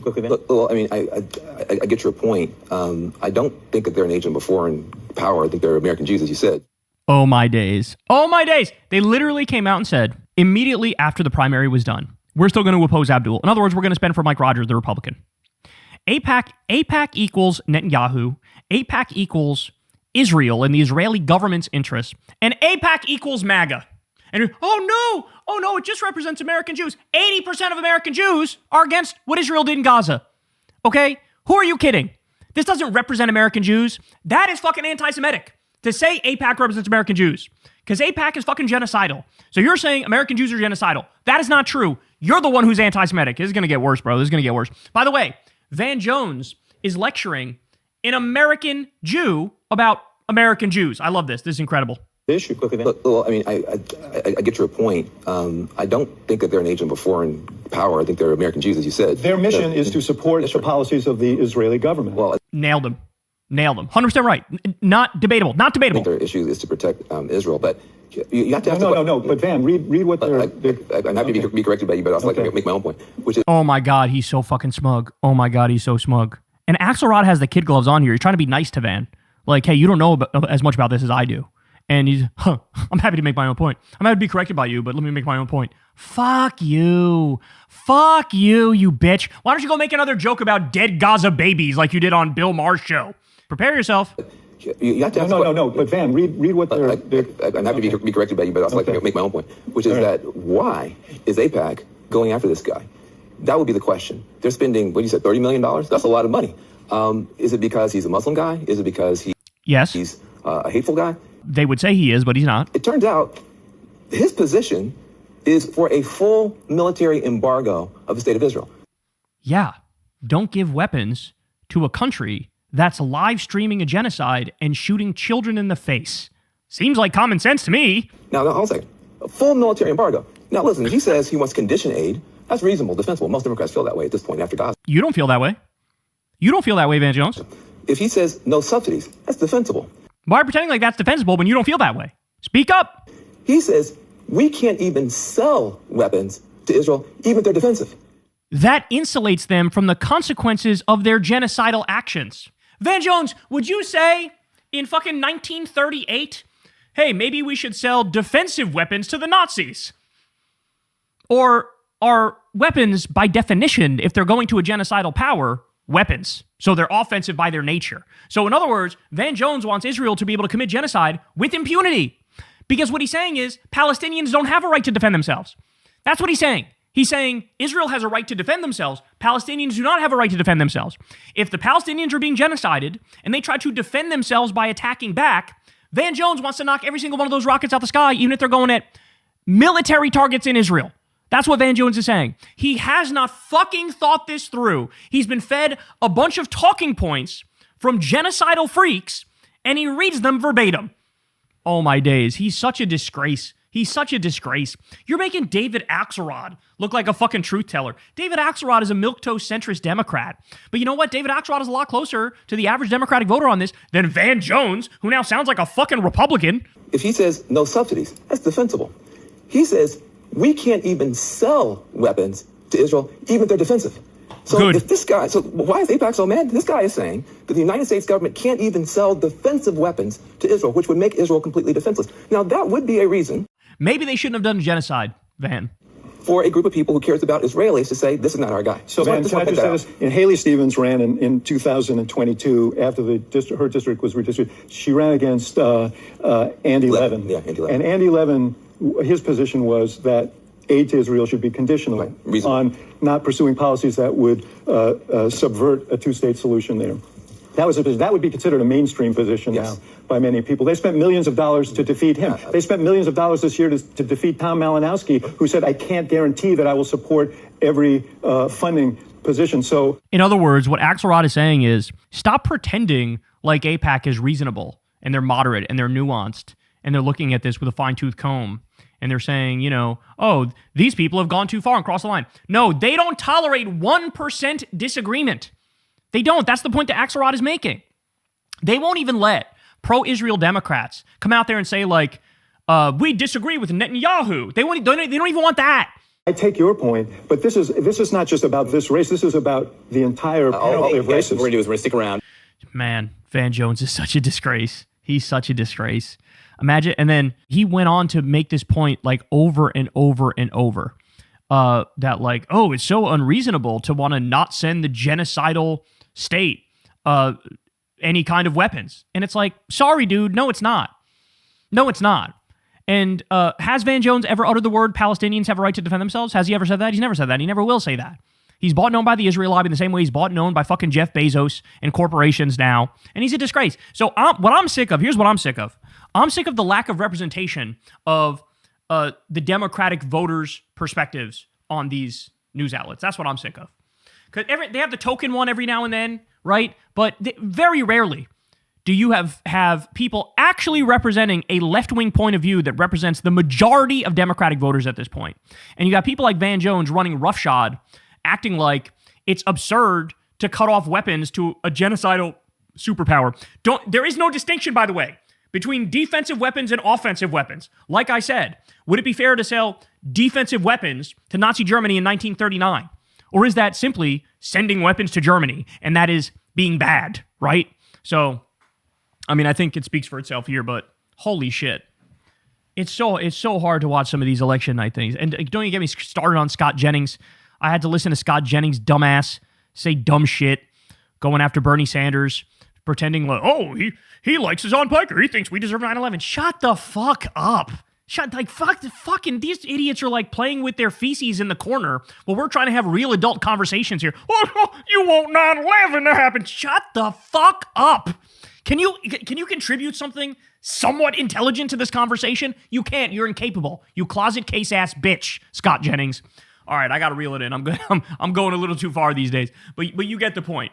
Van Jones, absolutely disgraceful. His ass shouldn't even be on CNN. He represents nobody. Like, his perspective represents nobody. He's one of these enlightened centrist goons in this moment. And it's like, the fucking base for that, like the audience for that, for enlightened centrism in the year 2026, as the fascists are marauding through the country like savage barbarians and ruining everything, there is no audience for centrist garbage. They want left-wingers who are going to fight back and actually represent the opposite philosophy of MAGA, and that is not at all what Van Jones is. Hey, y'all, do me a favor and like and subscribe. It helps out big time in the algorithm. Click the bell as well for notifications when videos drop, and watch that video on screen right now. You know you want to. All right, so you guys know that this guy, Max Miller, he's a mess, bro. He's a mess. He's the sitting Republican congressman in a district in Ohio, and basically all of his dirt was just spilled, and it is ugly as ugly can be. He's married to the daughter of a Republican senator from Ohio named Bernie Moreno, or he was married to her. And, I mean, long story short, he's allegedly abusive as fuck. And it's not just his ex-wife that's saying it. It's also like multiple ex-girlfriends and random women who he apparently allegedly assaulted, okay? First, let's take a look at this before I get to this just train wreck of an interview he did with CNN where he face planted over and over. But it says, Representative Max Miller's ex-girlfriend, Stephanie Grisham, files a temporary restraining order against him. You know you're in a good spot when you have your exes, like, filing a restraining order now against you. You know that speaks well to your integrity and your chances in your upcoming race, which is going on now. By the way, there's the Democrat's name is Poindexter, I believe. His last name is Poindexter. Go support this guy in Ohio, man. Like, he should skyrocket to, like, in the top 5 in Act Blue fundraising because, Jesus Christ, we got to take down this psychopath Max Miller. Everybody thinks they're Trump now on the right. Have you noticed that? Everybody thinks they're Trump. Everybody thinks they can get away with shit that only Trump gets away with. And what Max Miller's about to find out is that, bitch, that's not true. Bitch, that is not true. Sorry. Not every Republican politician is Donald Trump and has like that sort of Teflon quality, which, by the way, also ran out. We should point that out. Like, yes, he's in office, but he also has a fucking 36% approval rating on average. All right, so here we go. Absolute train wreck interview. This is in no particular order here, but first let's go to this part. Tab Jaker grills him. Here we go. With your former father-in-law's story today about your daughter and the little blue bunny doll that she cannot sleep without. If it's true, that sounds like emotionally abusive behavior toward a toddler to refuse to give it to her when she can't sleep without it. Jake, I would agree that if that were true, that would be incredibly disturbing and that the senator would be right. However, he has taken 2 years to publicly acknowledge for me to resign from my seat. Why is that, Jake? If he truly believed, like, I'm a father to a 2.5-year-old daughter, I believe that you're also a father to children. And I don't know if you're actually a father to a daughter. But what I can tell you is, well, Jake, then what I can tell you is that if my daughter came to me and she said, my ex-husband did X, Y, and Z, and then I waited because I was nervous that a political live stream was going to expose a deeply impersonal, embarrassing matter to the senator for him to take that action. Sadly, this has he's literally just threatening blackmail there. This is what everybody said, too. He texted Bernie Moreno and said, like, hey, if you speak out against me, I'm going to let your private business out there, basically. Saying, like, I will blackmail you, because allegedly Bernie Moreno is secretly gay. He's on the down low, right? There was already a story about how, like, his email account was signed up to some gay hookup app, but then his staffers came out and said, oh, we set him up there as a joke. Almost certainly a closet case. But He's basically saying like, yeah, I'm threatening to blackmail you. My ex-husband did X, Y, and Z, and then I waited because I was nervous that a political live stream was going to expose a deeply impersonal, embarrassing matter to the senator for him to take that action. Sadly, this has nothing to do with my daughter, Jake, and that's what this entire thing is about. This is nothing more than an individual who's being politically vindictive and talking about a blue bunny when I have text messages I can show you from our parent coordinator, who is a mandatory court reporter, who said that Mr. Moreno would be coming over my home, and then another individual came who I don't know. Well, first of all, what, bro, what are you babbling about? By the way, I didn't hear a denial there, did you? The argument was Bernie Moreno said he takes the blue bunny away from his 2.5-year-old daughter when she can't sleep without it, and he took it away just to be a vindictive prick. And I didn't even hear a denial there. All right, we're not done. We're just getting started here. This one is wild. There are now three women who have accused you of violent behavior. Politico published a report in 2021 that says when you were in high school, you, quote, pushed a girl out of the dorm of his room and she fell down some stairs after he became enraged when she resisted his attempts to touch her, according to...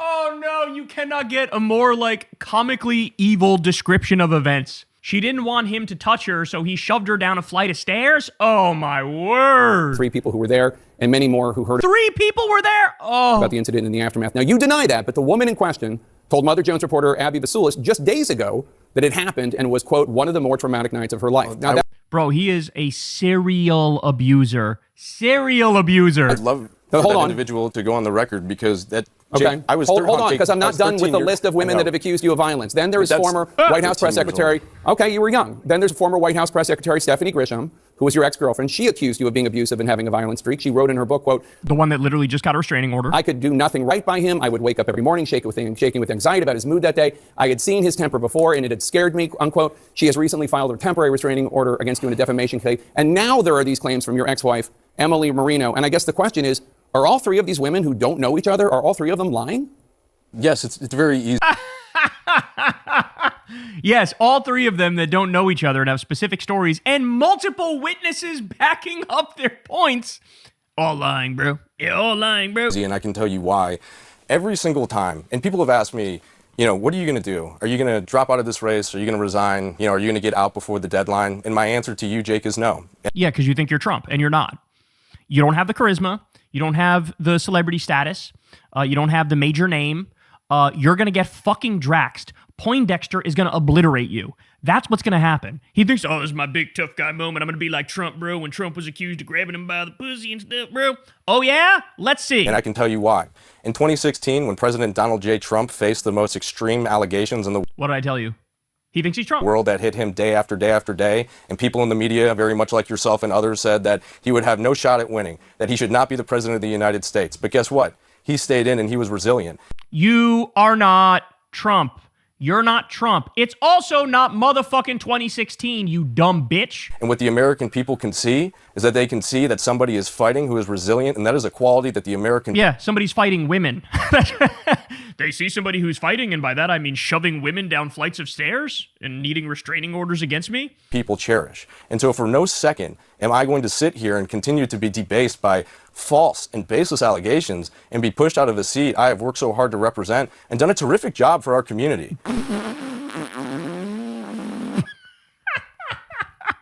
Literally any Republicans, I've done a terrific job legislating. Done a terrific job legislating what?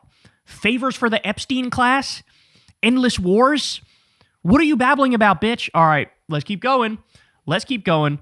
Ron Filipkowski says this entire interview is a complete disaster for Miller. Every time he talks about it, he sounds more guilty. All right, so here we go. More on Bernie Moreno. And to continue to show the American people that I've already been looked into. Right. I'm happy to be looked into again. Is there anything that your ex-wife or your former father-in-law, Senator Moreno, say about you that is true? I mean, Senator Moreno said on Sunday that you have admitted privately that you need to get help. This is the unfortunate part about this business, Jake, is that he's never told me that, and that's an extreme projection. There's only one person between myself and Emily Moreno who's been actually diagnosed with a medical condition. Right, but have you ever said that? That's not me, yes, and I have it in her own words. But have you said it? Have you ever said that you need to get help, that you need to see a counselor? No, not to him, no. No, to anyone. Have you said it to Emily? Oh, well, Jake, I think a lot of people within this country see a therapist. I've been seeing a therapist over the last decade of my life. Oh, yeah. You know who's going to love that? Republican voters. Notoriously, very famously pro-therapy and psychology and psychiatry and mental health shit. They're going to love that. Honestly, that might be a more devastating admission than the fact that he's a domestic abuser to Republican voters.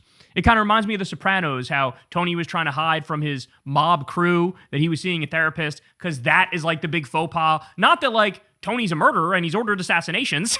But, like, he saw a therapist. It's the same shit among Republican voters, bro. This isn't anything new. I don't know why this would be any more important than anything else. I think it's healthy to talk to somebody and to share what's going on. Bro, I've been fucked up in the head. That's not an issue. That's what he's saying. Within your life and to work through problems. I don't look at this as a negative thing for someone to seek therapy, to go through something. And agreed. Yes, Jake, I've been seeking therapy for the last 10 years of my life. Okay. And I'm proud and honored to admit that. If you're seeking therapy because of depression, anxiety, issues that are very normal that people deal with all the time, sure. If you're seeking therapy because you can't stop shoving women down the stairs and assaulting children and your wife, little different. Un poquito different, I would say. All right, still not done. Jesus Christ, make this end. Make this end. Here we go. Be clear. Let's talk about this, because in the custody lawsuit, there was a discovery phase. And Emily Marino's lawyers asked you a series of questions about past alleged incidents.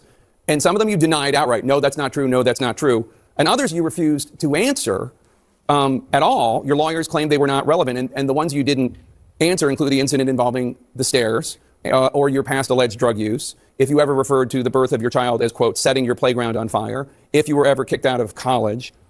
You wouldn't answer them. I mean, I can tell you that I never did any of those things. Why can't you? Because, well, Jake, if you're wondering, I'm happy to answer those I should say I have smoked marijuana. Right. I'm sorry, I take that back. I have smoked pot before it was legal. So okay, I'm getting it all out on the table. Yeah, and that's great. So have I. And I don't think, previously when I was younger or even, a few years ago, there's anything wrong with cannabis uses. It's legal in 39 out of 50 states in the country. In the Mother Jones story, it said when you were picked up for the drunk driving, you had ecstasy in your system. Look, once again, these are already investigations, and we're bringing up things from 15 to 20 years ago. Well, why wouldn't you answer that question? Yeah, that shit is true as hell, dog, but I'm not going to say it. Questions in discovery. Why wouldn't you answer the questions about whether or not you would push that girl down the stairs? Well, because it never happened. Why would I give something credibility and answer for something that never happened? But you did that for other. You did that for other questions. This He's such a mess. He's such a mess. So certain things he denies, but then other things he refused to comment on. And it's like, okay, well, why'd you deny those things and then refuse to comment on these other things? Could it be because there's 3 witnesses and there's 3 witnesses and they might actually come out with their names to further validate the story and verify the story? But he's like, I deny this. Oh, I'm not even going to comment on that, bro. Why are you not commenting on that? Because it didn't even happen. Well, then that would be you denying it. Oh my God, he's the most guilty man in America based off his reactions. By the way, let's keep it real. Every now and then you come across a situation where you could look at a dude and you just know. I'm looking at dude, I just know. If you know, you know. You take one look and you're like, oh, yeah, I know what you are. I know what you are. I know the type. I've seen this type before. Woman isn't even coming forward. I don't know who you're referencing. Unless these people actually put a name to these allegations and come forward, I don't know how the American people can continue to believe things like this. When's the last? All they have to believe is one of the roughly 72 different allegations against you to go, yeah, I'm done. I don't like this guy. Time you ever used illegal drugs? Illegal drugs? Yes, because you're being investigated right now by the House Ethics Committee. The last time, I would have to say, the last time I had illegal drugs would have been, several years ago. I don't have a time frame on it, but I don't use illegal drugs. No, Jake, this is what they're doing, okay? This whole, needles thing, this is testosterone replacement therapy. My brother in Christ, you are a healthy 30-something-year-old man. Why the fuck are you using testosterone replacement therapy? Oh, my God. Oh, my God. Joe Rogan ruined an entire generation of young men. Holy shnikes, bro. RFK, Joe Rogan, all these right-wing assholes who have their fake health fads. You got 30-something-year-old men basically taking low dose of steroids, walking around with fucking road rage and, not road rage, rage, shoving women downstairs, assaulting their kids. Hello, this is a problem. This is a problem. And don't give me you're just getting your testosterone back to where it should be. No, your fucking testosterone levels are where they should be, period, full stop. Right? Geez, could you imagine even taking it as a 60-year-old man? Could you imagine walking around as a 60-year-old man, jacked for no reason, hard dick for no fucking reason? There's not a woman in the world that wants to touch your pecker, but all you want is for women to touch your pecker. You're fucking angry all the time. What are we doing, bro? What do we, this isn't medical. This is, you just admitted I take steroids, but that's okay because it's testosterone replacement therapy. Oh, if you're a healthy 32-year-old, you don't need to be injecting any amount of testosterone replacement. You don't need steroids. You don't fucking need it. Oh, Jesus Christ. What the fuck, man? Republicans they're so done. They're so cooked. Like, what do they even stand for anymore? Like, what do they believe anymore? Do terrorism against Iranians, start more illegal wars, protect Epstein pedophiles, take fucking Zins all day and inject yourself with steroids and be horny and pissed off all the time. Like, this actually explains a lot. This alone explains a lot. People are painting this as something that it's not. Secretary Hegseth, who is the Secretary of War just 3 weeks ago, allowed our entire military, who are males, to take testosterone replacement therapy. This is not the defense you think it is, bro. Like the psycho war criminal who's committing war crimes on a daily basis wants our fighters to do a lot of drugs so that they do violence without thinking about it. And I do those drugs too. Yeah, and that's why you're really violent without thinking about it. Or one of the many reasons why you're really violent. Oh my God, are we done yet? Can this fucking end, please? All right, I guess I got some more. I wanted to stop. Ask you one last question, and I do appreciate your taking the questions here. Yeah. Is there anyone in your life, whether it's Republican leadership or your family or your girlfriend or anyone, is there anyone saying it really might be in the best interests for your daughter and for your own mental health to drop out, take a moment? You're still a young guy. You can always come back. That it might be actually in your best interests to drop out and your daughter's best interests? You know what? That is a question, Jake, I have been struggling with, look, over the last couple of weeks. But I'm going to look at you the same way I think you would look at me if you were in my shoes, which is I am never going to give up. And what I mean by that is my daughter's going to grow up one day, and she's going to see all of this. And she's not going to see that her father caved. Only Republicans can take some shit where they're like objectively an evil villain and try to flip it and be like, and that's why I'm a hero. That's why everybody should look up to me. And my daughter should look up to a father and be very proud of him and everything he's done. Yes, very good. Yes. Like, bro, you're not a hero. Oh, my word. The whole conversation is about how you literally abuse. He allegedly broke his kid's collarbone. Did you know that? He allegedly broke his kid's collarbone. His wife has evidence of physical abuse against him. There's pictures that came out, okay? He admitted on an audio recording that he accidentally released that he, poured scorching hot water on her. And he was like, well, it wasn't too hot to the point where you can't handle it. What? He's like, my daughter's going to be so proud of her abusive daddy for staying in after his abuse was exposed. Political and social media pressures for something that he never did. And furthermore than that, there are more than 50% of the people within this country who are divorced. And men get a really bad shake when it comes... Oh, no, he's doing some men's right shit. Oh, don't do that. Oh, don't do that. You're giving all of us a bad name, you prick. ...to family court. And it's not addressed enough in any way possible. And so here's what I can tell you is that I've received more support than ever from our community, from the people where I live. And that is why we are going to stay in this race and be successful. And you're right. The allegations, they're incredibly troubling. I agree they're troubling. But if they were true, I'd be in prison. And there's... Come on.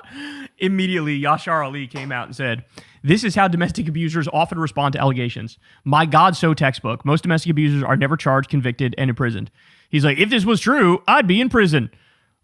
I still haven't gotten to the worst allegation, bro. Okay. This one, Crystal told me about this one, and my jaw hit the floor. Listen. When you did your live stream on Twitter or X on Sunday, you said you were doing so to protect your daughter. And you did so, and you also released a Dropbox on X with files involving your family to show that you were a good dad. Now, one of the files was an image of your daughter naked, and it was available in that Dropbox for a day before that photograph was removed. You know what this reminds me of? When they were releasing the Epstein files, and they had only released 1% of it, and were lying and saying like they were releasing more of it. And then everybody found a picture in there where Jeffrey Epstein had a drawer where everything in the drawer was dedicated to Trump and his family, like pictures of Trump, pictures of Melania, all Trump stuff. He had a Trump-specific drawer.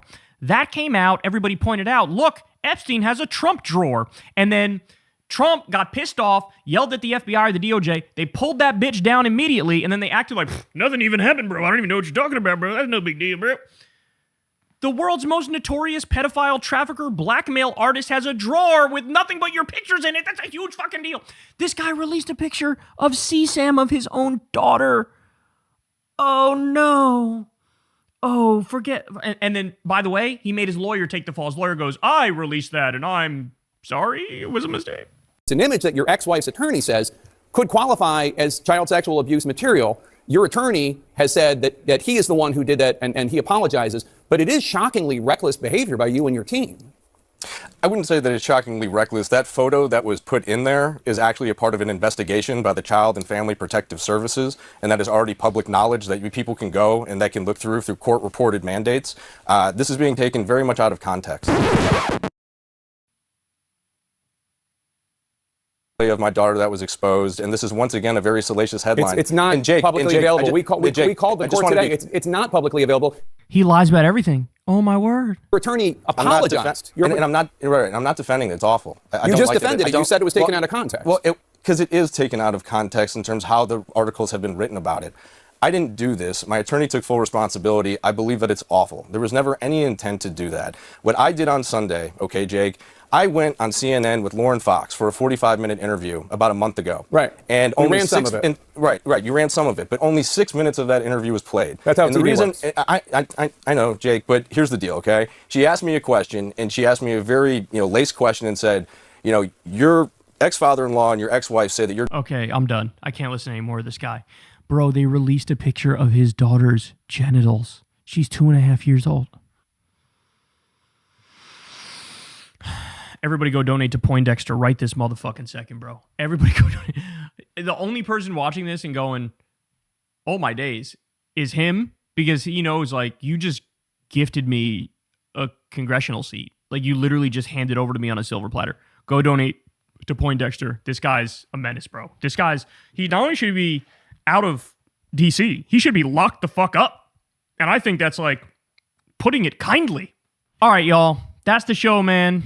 You guys know the drill. Love you all to death. Everybody subscribe to the channel. Click that bell icon. Support the show on Patreon. Sign up for Crystal Kyle and Friends on Substack. And go sub to Corin's World. All right, I'll see y'all back here tomorrow. Peace. Hey, y'all. Do me a favor and like and subscribe. It helps out big time in the algorithm. Click the bell as well for notifications when videos drop. And watch that video on screen right now. You know you want to. What's up, y'all? Abdul victory stream. I guess it's not a stream because it's a video, Stream would mean it's live. True. This is not live. Yeah. Yeah. It's good to get the lingo correct. Yeah. But anyway, we're excited. We got Moet here. The celebration had to be a little delayed because Detroit takes fucking forever to count their votes, apparently. I had my douchey glasses on yesterday. You were ready to go. I was ready to be an asshole, but I had to wait to be an asshole. But we got Moet. We went into a liquor store by us, a wine store by us, and we looked for like the most expensive bottle in honor of Abdul. It wasn't that expensive. It was $95, but it was the most expensive. It was less than that. No, I think it was $95. Oh, okay, that's expensive. Yeah. So Abdul, this is for you, bro. I know he doesn't drink. It's kind of funny to drink on his behalf because he doesn't drink. Like, I mean, no disrespect by drinking on your behalf. Yes. We're also gonna roast a pig on his behalf. I think that. Yeah, I think he, I'm sure, appreciates the sentiment. It's like really wet. It's kind of hard to. Oh yeah, because it's very humid out here. Oh, I got it. Ooh, there we go. Oh, it didn't overflow. That's cool. Imagine it doesn't now. All right. It looks nice. Like, it's very pink. Yeah, it looks delicious. Well, anyway, thoughts on his win, good and bad, whatever comes to mind. I mean, the biggest thing is good. I think that's the number one thought. And, there was a lot of discourse today about the size of the victory being a lot smaller than what the polls were anticipating. There's a Phoebe hair in here, by the way. Oh. I see one. That's just, that's just terrible. part of life. Cheers. Cheers, babe. To you, Abdul. But, ooh, that's nice. Ooh, that is good. And I don't even drink. And this is very nice. That's very tasty. So we got these bad boys. That's just disgusting. Crystal's gonna love smelling this sitting next to me. But I was actually thinking about something that you said to me at some point. I don't know, probably after maybe after a Bernie defeat, or maybe after one of our candidates, had a near miss, and you were like, "I'm tired of moral victories. Yeah. Like, I want real victories." Yep. And I sort of feel like now the shoe is on the other foot. the centrists are doing a little bit of a moral victory lap of like, well, we came closer than they thought with our $62 million and all of our endorsements and all of our dirty tactics and tricks and everything. Right. And it's like, you know, that's nice for you, but what actually counts is the real victory. And what I, as a partaker in moral victories in the past, have realized is that over time, you don't remember the moral victory. You remember who won and who lost. Now, tell everybody what may have been the reason why she got so close, because this is under discussed. But there's reason to believe that since it was an open primary, you had Republicans voting for her. Yeah, so there was a major shift in the composition of the primary electorate. Way more people voted in the Democratic primary, especially in and around. Is that starting to rain. Oh, Yeah. no. Especially in and around Detroit. Fuck. And so the thought. To be continued. So you were saying. So basically, the idea is that a bunch of Republicans crossed over because there was nothing really happening in the Republican Senate primary. Mike Rogers was a foregone conclusion. Crossed over and voted for Haley Stevens, both in the Detroit area. This is what the data suggests may have happened, and also possibly in the UP, the Upper Peninsula.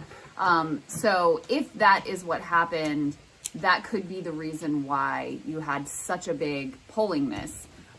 Basically, you know, I mean, they had endless money. And I was talking to Ryan about this earlier to see what he thought about it. He was saying that AIPAC in the Jamal Bowman, George Latimer race, that they had used some of their money to target Republicans in that race. So that's part of why he thought that was a credible explanation, because, you know, this has been part of their playbook before. So it would make some sense. The other thing that, you know, is like a little piece of why I find it persuasive is Will Lawrence, who ran in a Lansing area seat and was victorious in his primary, another lefty. His polling ahead of time actually very closely matched the ultimate result. And that's one of the areas that, you know, didn't seem to be, didn't seem You want to to switch be, seats? No, I'm good. It's fine. It's gonna haunt you the rest of the time. It's all right. So anyway, you know, that wasn't one of the areas where you saw this like big Republican crossover. So I think that might have been part of what was going on here. But what do you think of that theory? It didn't occur to me at the beginning, but then after you described it, I was like, oh, wait a second. That makes sense. You also said it was like an older demographic that voted in this than what people thought Right, was which going could to happen. also be because of the Republicans. Because the Republicans, Yeah. exactly. So it actually makes sense. Open primary, they got nothing going on over there, you know, Yeah. and I think they genuinely prefer her because she's closer to them on some issues. Yeah. You know what I'm saying? I hope that is what was going on, because the other explanation is basically like racism and Islamophobia, that there was sort of like a shy Haley Stevens vote, in the same way that early on with Trump, there were people who were embarrassed about voting for someone who was just so patently awful. And so there could be and I think that almost certainly is part of the dynamic here. That's why, you know, perhaps she outperformed the polls in some of the more rural, white, conservative parts of the state. So I would put those two explanations together, and I think that's the most likely thing that I'm seeing here. But, you know, putting all of that aside, there's a major effort to downplay the victory because it ended up being so close. Politico has some story that's like progressives didn't get the big night that they wanted. And that's bullshit. It's insane. It's That's completely bullshit. insane, because not only does Abdul win, okay, against endless amounts of money. Bernie Sanders said it was the biggest political upset, I think he said, that he'd ever seen in his entire life because of all the money that floods in. Clyburn comes in, Whitmer comes in, Gary Peters comes in. They're doing the Obama thing. Like, they did everything they could to win this seat. They wanted to make an example of Abdul, and it did not work. So not only do you have that, but you also have Will Lawrence winning his primary. That's you have huge. Donovan McKinney taking out an incumbent. Shree, yep. And that is, you know, that alone in a previous cycle, you know, that would be an earthquake. Just that one thing, a lefty taking out an incumbent, more establishment Democrat. Well, Shree is an interesting case. But in any case, weirdo. You put all of those things together. You also had one of the leaders of the uncommitted movement who won a state Senate seat. I don't know if you saw that. So really, I saw that. There, you know, Cori Bush lost, and there were a couple of others that didn't make it. But if you look at the totality of that, I mean, that is an extraordinary night for the left. That being said, I do think it's a reminder that nothing is certain, right? You can't take anything for granted. 100%. They have a lot of weapons in their arsenal, and they're not going to go down without a fight. And there's a lot of unity talk today, and Haley Stevens put out a very conciliatory thing. That was nice to see, you know, a lot of trying to like unify the party, et cetera, et cetera. But there are a lot of forces in the Democratic Party who would rather see a Republican win that seat than Abdul. Why? Because they know if the left proves, okay, we can actually win in a swing state like Michigan, guess what that means for 2028? So they're like, yeah, let the Republicans have the Senate. It's better for us, for our faction long term, if Abdul loses. So you have a lot of like cross pressures and incentives even within the Democratic Party. So even though Abdul has now won the Democratic primary, he is still going to face adversaries within the Democratic Party, let alone, of course, the Republicans are already coming at him with the most racist approach you could possibly imagine. So when he ended up winning by 1%, my initial reaction was like, I was a little shook. I'm shook about the general election, you know? Yeah. After I heard the explanation that it could have been Republicans crossing over to vote for Haley in the primary, I'm a little less worried about that. But they're going as low as possible. Oh, yeah. I mean, they are fucking disgusting. They're already, immediately they start calling him by his full name. Just like that Barack Hussein Obama, it's what, Abdul Muhammad, whatever. Abdul Rahman. Yeah, like they're trying. Yeah. They went right to the well of hardcore racism and Islamophobia like it's fucking 2003. Yeah. And said that he sympathizes with terrorists and supports Hamas and thought we deserve 9/11 and how do you think that's going to play, I guess is my question. Is it like, are these landing as body blows, or are people going to see through it? Are you concerned about it? You know, because like, yes, we saw Barack Obama get elected and he was a political talent that's unique in a sense. And Abdul's a phenomenal political talent as well. But I do worry to some extent about these attacks, you know, of course. Like, and it's like, I'm caught between how he should run. Should he be more of a, like, I'm just going to focus on the issues type thing? Or should he go, like, fire back at them with the same sort of ferocity? Like, should he be the one pointing out that Trump pardoned a guy who laundered money for Al-Qaeda, and Trump put the Syrian president in power who is a top Al-Qaeda guy, and Trump, you want to talk about terrorism, you guys bombed a little girl's school. Yeah. Like, you're the terrorist. No, you know? He needs to go on the offense, and he already is. And that's his style. Like, he's comfortable in that lane. Yeah. He's very feisty, you know, a lot of alpha energy, something Alyssa Slotkin said that the Democratic Party needs. Well, here he is. So I think he will go on the offense. And you have to be concerned. Like, of course I'm concerned. Michigan is a difficult state to win. Mike Rogers only lost very narrowly last time around to Alyssa Slotkin. They're going to throw everything they can. AIPAC apparently has like infinite amounts of money that they can dump into any of these races. That's a great point. So he took $70 million on the chin in this race with Haley Stevens. They're about to put the amount of money that Mike Rogers is going to get. Yeah. Is out of this fucking world. Yeah, he can have any strategy he wants to deploy. If he wants to send mailers and TV ads to every voter for every day for the rest of the campaign, he has the resources to do it. Abdul, run TV ads, bro. I saw the chart that showed how much Haley Stevens ran in ads versus Abdul. Abdul only ran like 7 million. They ran like 50 something million. And like, I don't know, progressives seem to do this thing where it's like, oh no, we'll knock on doors, we'll have a good ground game and stuff.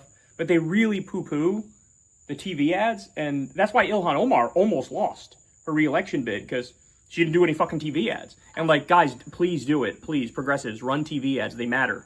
Yeah, I mean, I think they certainly did. It's just that there was such a 11-to-1 disparity that you're never going to be able to blanket the airwaves the way that your opponents do. But in any case, the flip side of that is we have to remember the vulnerabilities Mike Rogers has, which is just being a Republican. He still won't admit that Trump lost the 2020 election. He's going to be confronted every day with the latest Trump insanity, you know, whatever, you know, and the war and the prices. And it's a terrible, terrible, terrible year for Republicans. So one thing that I got from the off-year elections where Mikey Sherrill and Spanberger and who else am I forgetting from that? From what state? From the midterm election. Anyway, the off-year elections. Anyway. Jay Jones? Yeah. The guy here in Virginia who had said, like, he wanted to kill his political opponent or whatever. Like, they all won. And outside of Jones, they won by similar margins, regardless Right. of how they position themselves True. and how they won. And I think that I think a lot of those national dynamics are going to be honestly more important than the particulars of what kind of candidate. And I think that's part of why voters are feeling like they can afford to take a bit of a risk and put forward someone like Abdul, who is unconventional when compared to the traditional Democratic candidates who have run in the past. Yeah. There were some wild facts that I was reading too. Oh, Abdul got more votes than Bernie did for his run in 2016 and his run in 2020. Yeah. Bernie got like 560,000 or something like that, and Mhm. Abdul got 720 something thousand. Wow. He got more votes in Detroit than Kamala did. Yeah, you know, Abdul overperformed relative to what people thought he was going to do with black voters. Oh, did he? Yes, and Haley overperformed with rural whites. With white rural Yes. voters. Yeah. Do you know what the numbers were with black voters? I haven't seen the I don't know the breakdowns. overall numbers. I'm sure there was a big generational divide. That's the other thing I really want to say. Oh, yeah. I I bet mean, that was the biggest The college split of towns, everything. the college towns were like pure Abdul. There was one precinct that was like 100% Abdul. Wow. And one that was 95.5. Yeah. So, you like the smell of this? It's wonderful. She loves it. You know what she says to me? She goes, "You need to start smoking cigars because they smell Like, is amazing." this like you actually enjoy this, or it's just for the effect? There is no effect. No, I mean for the visual effect, for the celebratory. Oh, for the effect. celebratory. Yeah, I don't even drink, but I'm drinking. I don't drink. No, but this tastes good. That's It actually does, but I disgusting. wasn't expecting this to taste good. But it tastes good. This is not, I mean, it's gross, but not as gross as I thought it would be. You know? Yeah. But I agree, like, when we're done here, I'm going to take a shower. Because this is, like, I feel like it might stick in my clothes if I don't. You know what I'm saying? Yeah. But when I think of these, I think of my friend Will, his dad. All my life, he's kind of like my second dad, and he always smells like cigars because he smokes cigars. So when I think of them, I think, like, that's a man. It's a grown man right there, you know? People enjoyed your appearance on the live stream last night. Oh, did they? I didn't even say anything. I said, like, 2 things. No, they enjoyed. They appreciated your whole presentation. Oh, my douchey. It didn't work out, though, because it was closer than it should have been, so... I'm sitting there with my douchey sunglasses at 2 a.m. looking at the CNN screen like, oh fuck. Yeah, well, there was one drop that came because he was way up, and then there was a big drop that came from Detroit, and it's all the absentee ballots, which were the best for her. And suddenly it was tied, and we were like, "Oh, what just happened?" No, What's she was up going for a on?" sec. Yeah, she was up. Oh, for a I sec. didn't even see it. No, when she yeah, was up for there was a second. split second where she was up like 0.1%, but then thankfully it jumped like 2 more percentage points within 30 seconds, and he was back up like 2 points. Wow. But for a second there, it was like it was bad. Yeah, I hate to admit how much time I spent looking on Polymarket to see like what the betting odds were But at you the know, time. You know, they don't know shit though. They They totally really don't don't. because it came into the night. He had like a 98% chance of winning. And then, like, obviously, it was not a 98% chance. It was much closer to, like, 60-40 or 55-45 chance. And it was jumping all over the place all night. So, it's so true. You really can't tell anything from those things. What about the Republican race? The Republican Oh, race. my God. Oh, man. A guy won who dropped out, like, months ago.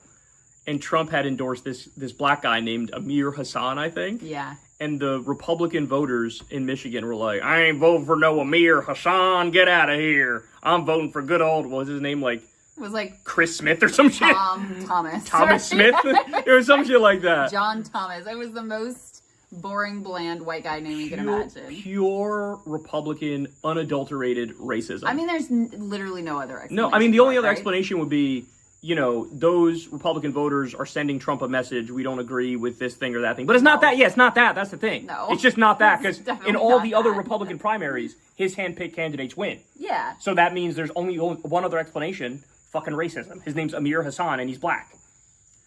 Imagine being that guy. This is your I think he party. released This a is video. your I didn't watch it, though. This is your party, bro.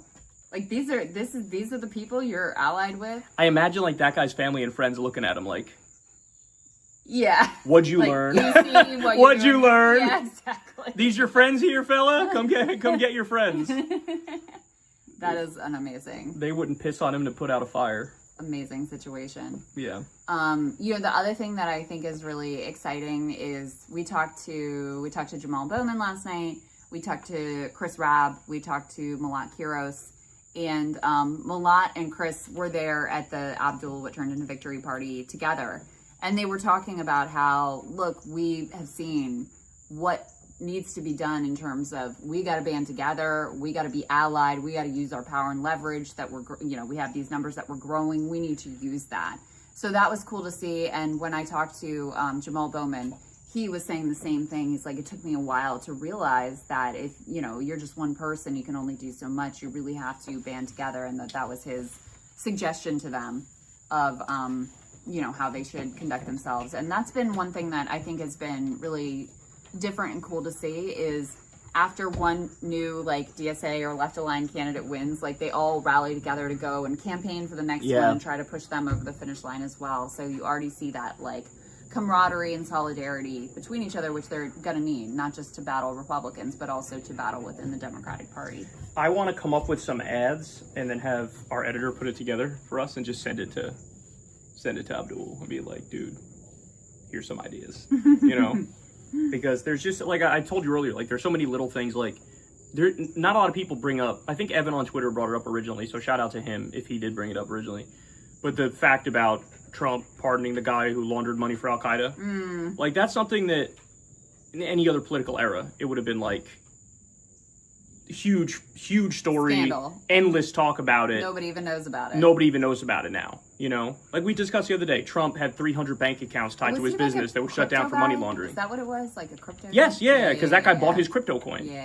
And it was $100 million or something like that of World Liberty token, right? But we know that, and we just assume other people know similar shit. They don't. No, people don't know that. Nobody knows that. Yeah. So you put it in an ad, and you hit them over the head with it. And be like, why haven't you condemned this? You're calling me a terrorist? Why haven't you condemned this? Why haven't you condemned Trump putting this Al-Qaeda guy as the head of Syria? Why haven't you condemned the Manab school bombing where we killed 160 little girls? Yeah.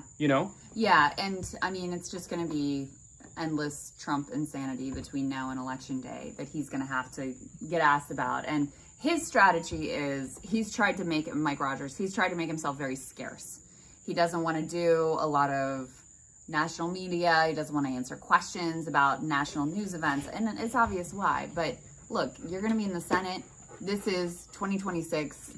All politics is no longer local. It's all national now. At the end of the day, Abdul Sayed's endorsements from Bernie and other national figures mattered more than the Whitmer and Gary Peters endorsements in Michigan. And so he's not going to be able to run and hide from that sort of stuff the whole time. So, he's gonna have a lot to answer for in a very, very dismal year for what looks like it'll be a very dismal year for Republicans. So Abdul certainly has a lot to work with, but you definitely can't underestimate the opposition, especially like I said before. It's not just going to be Republicans that he's fighting, but there's going to be a sort of rump faction of Democrats who are also going to be interested in making his life difficult. There's a hint on you. Did you see Fetterman on CNN? I saw a little bit of it. Oh my God, it was so bad. I don't think he said one kind word about Abdul. Did you see Jasmine Crockett? I saw her say that she doesn't think Tallarico could win. Or she's not sure if he can win. Yeah, and she was at the Wesley Bell victory party too. And was she asked about Abdul? I haven't seen her asked about Abdul, but just the way she's trying to undermine Tallarico is unbelievable. It really is, especially because he's going out of his way to be very kind. And can you imagine if a lefty was doing that to to Roy Cooper or whatever in North Carolina? People would be losing their minds. Totally. But it's a totally different standard when it's an establishment Democrat. And Tallarico's not even that left.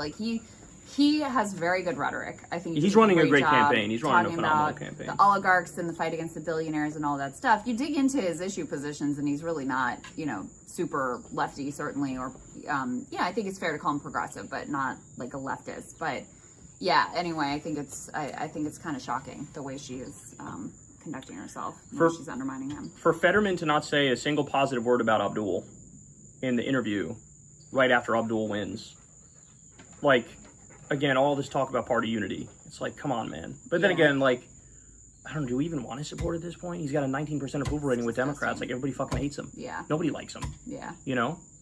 Yeah. Yeah, no, I'm fine without John Fetterman support. So that's fine with that one. But you know, the media will make a lot of the Hillary Schultons of the world and anyone. You saw like her that. statement? You see yeah, her which statement? said absolutely said nothing. But you know what? That's better than it could have been. Because it could have been like, I'm sitting out. Like, it could have been, I'm putting my foot down. I'm not doing this shit. But I guess she fears like I'm going to lose relevance in my own party if I do that, right? Yeah, she's under, I'm sure, a lot of pressure. And your average Democrat, I mean, they're going to be disgusted with that. Like, totally. What are you doing? Because so many, the fascists. What are you thinking? Almost every voter that I saw that they interviewed, like as an exit poll, said like, "Oh yeah, I'll vote for whoever the candidate is." Like almost everyone said that, and that absolutely, like, it's easy to say this now, but I swear I would have said this before too. If she ended up pulling it out, I would have definitely vote for her over fucking Mike Rogers. Yeah, I mean, she sucks, but she sucks less than he does. 100%, and that matters. Like, those things matter in this moment. It matters whether Democrats or Republicans have control of the Senate. They're not the same. No. They are not the same. You know, it really does matter. So, yeah, and you have to look at that, that bigger picture of what it's going to mean to have control and have the majority leader and be able to do investigations and all those sorts of things. So, yeah. Any last thoughts? I had a bunch of stuff in my DMs, but I'm too lazy to go grab them. On to Minnesota. That's going to be an interesting one. On to Wisconsin. That's going to be an interesting one. I know Hong is in Wisconsin. Yeah. Are you worried about her? Because that clip, I saw you guys play that clip on Breaking Points. The Thanksgiving one?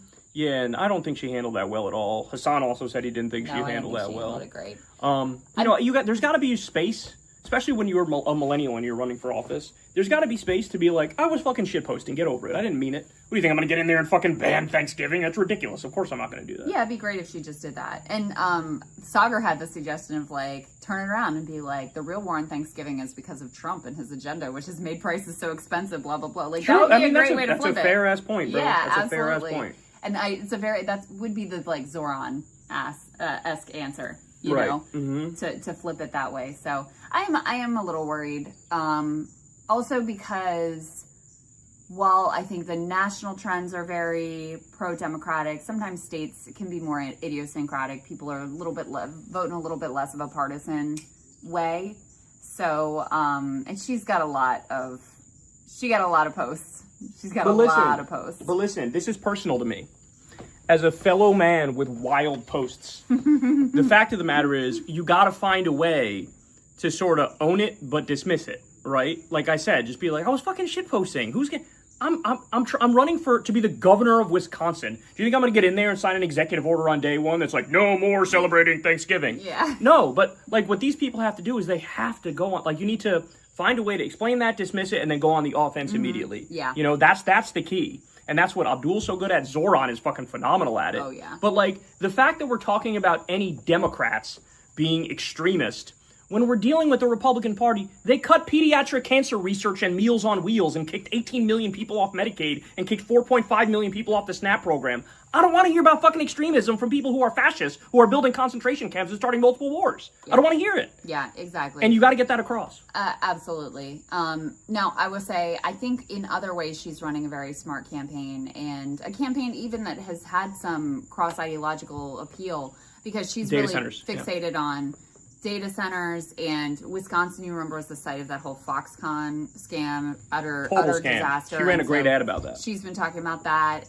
tying that into her, opposition to some of the giveaways to corporations and her opposition to data centers. So there'll be a very clear contrast there that I think that will help her, and then you have the overall national mood. So, but yeah, that we'll see how that one goes. And then who's Minnesota? Minnesota, you've got Angie Craig, who's the establishment candidate. She was like a healthcare executive. Oh, and Flanagan, right? Member of Congress, and Peggy Flanagan, who's the lieutenant governor and is much more of a lefty. And so that'll be another interesting one. And got Oliver Larkin down in Florida. I think that's a very tough fight that he has against Jared Moskowitz. Yeah, I saw the polls are down. Tough. The district is very hard because it's a lot of wealthy Zionists basically live in that district. Yes. And that's a tough demo. That's like the one demographic that truly is like, no, I'm ride or die for the genocide. Young American Jews are all like, fuck Israel, like stop sending the money and the weapons there. But like wealthy older Zionists, in his district, it's going to be tough. But he's running a great campaign, and I know he's been able to phenomenally talented. And he's been able to get so many eyeballs on him lately because he called Trump a pedophile on Fox News, and that just let people started throwing money at him, you know? Yeah, he needs that because I think one of his biggest problems is just sort of breaking through people knowing that there's a fight, understanding who's on what side of the battle lines. So I think, you know, the more money he gets, the more visibility he gets, the bigger chance that he's got in that race. But that's a very tough one. I mean, the other thing that I just have been reflecting on is how much more talent we have on our side than on their side. True. It's very true. You know, and they're all cucks. They're all like little cucks that believe in nothing. Well, yeah, and I think that's a big part of it is it's easier to shine when you know what you believe. 100%. And you're not just trying to remember what were the talking points and what's the rhetorical trick I'm supposed to use to get out of having to actually answer this question. It makes it much easier to be impressive and forceful and passionate and compelling and authentic and all of those things.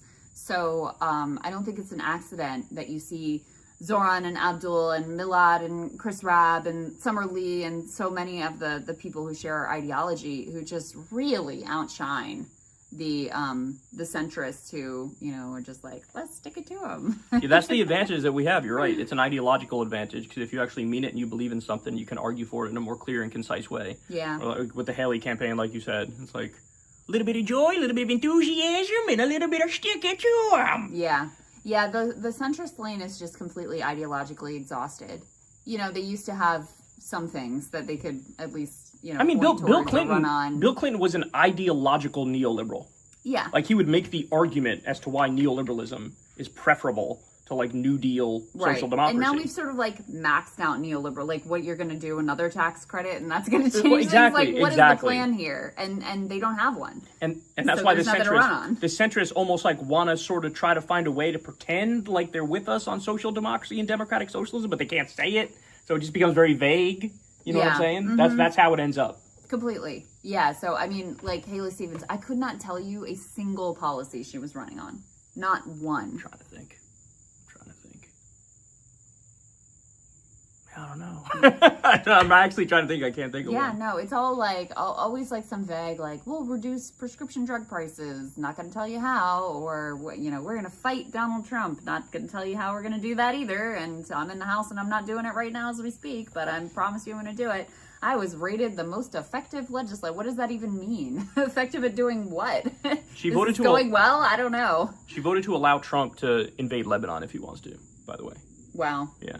Isn't she one of those that voted to like thank ICE? Yes, 4 times. Yeah. According to Abdul. Yeah. So anyway, that's another challenge that they have. I see Jonathan Chait wrote a piece about like, you know, how the centrists need to get their act together that I'm curious to read because I want to know his analysis of where they've gone astray. And I guess the abundance movement was their effort to actually have some sort of an agenda, but the agenda is just basically like deregulation, and then it runs smack into the populist wave against data centers and other things too. So, but also Zoran hijacked the good parts of that and kept his democratic socialism. So, like, you know, he did that big thing about like, oh, here I'm getting rid of all the stupid regulations. Like, you need 3 different licenses to run a restaurant, but also sell ice cream at the restaurant. Like, he's like, oh, yeah, I'll simplify all the rules and regulations and make it make sense. But also, that's like 0.03% of my ideology. Because I also want to give people healthcare and give people education. And you know what I'm saying? Mm-hmm. And so we stole their thunder in that respect. And we offer more also. So, yeah, I mean, it's looking pretty good at the moment. Yeah, pretty good. Cautiously optimistic, but I think a bit of a reminder at how hard they're going to fight to maintain power. That's my big takeaway. Yeah, so Abdul's got to be ruthless and aggressive, and everybody's got to be out there. I think he will be. Fighting hard for him. Yeah, so. Absolutely.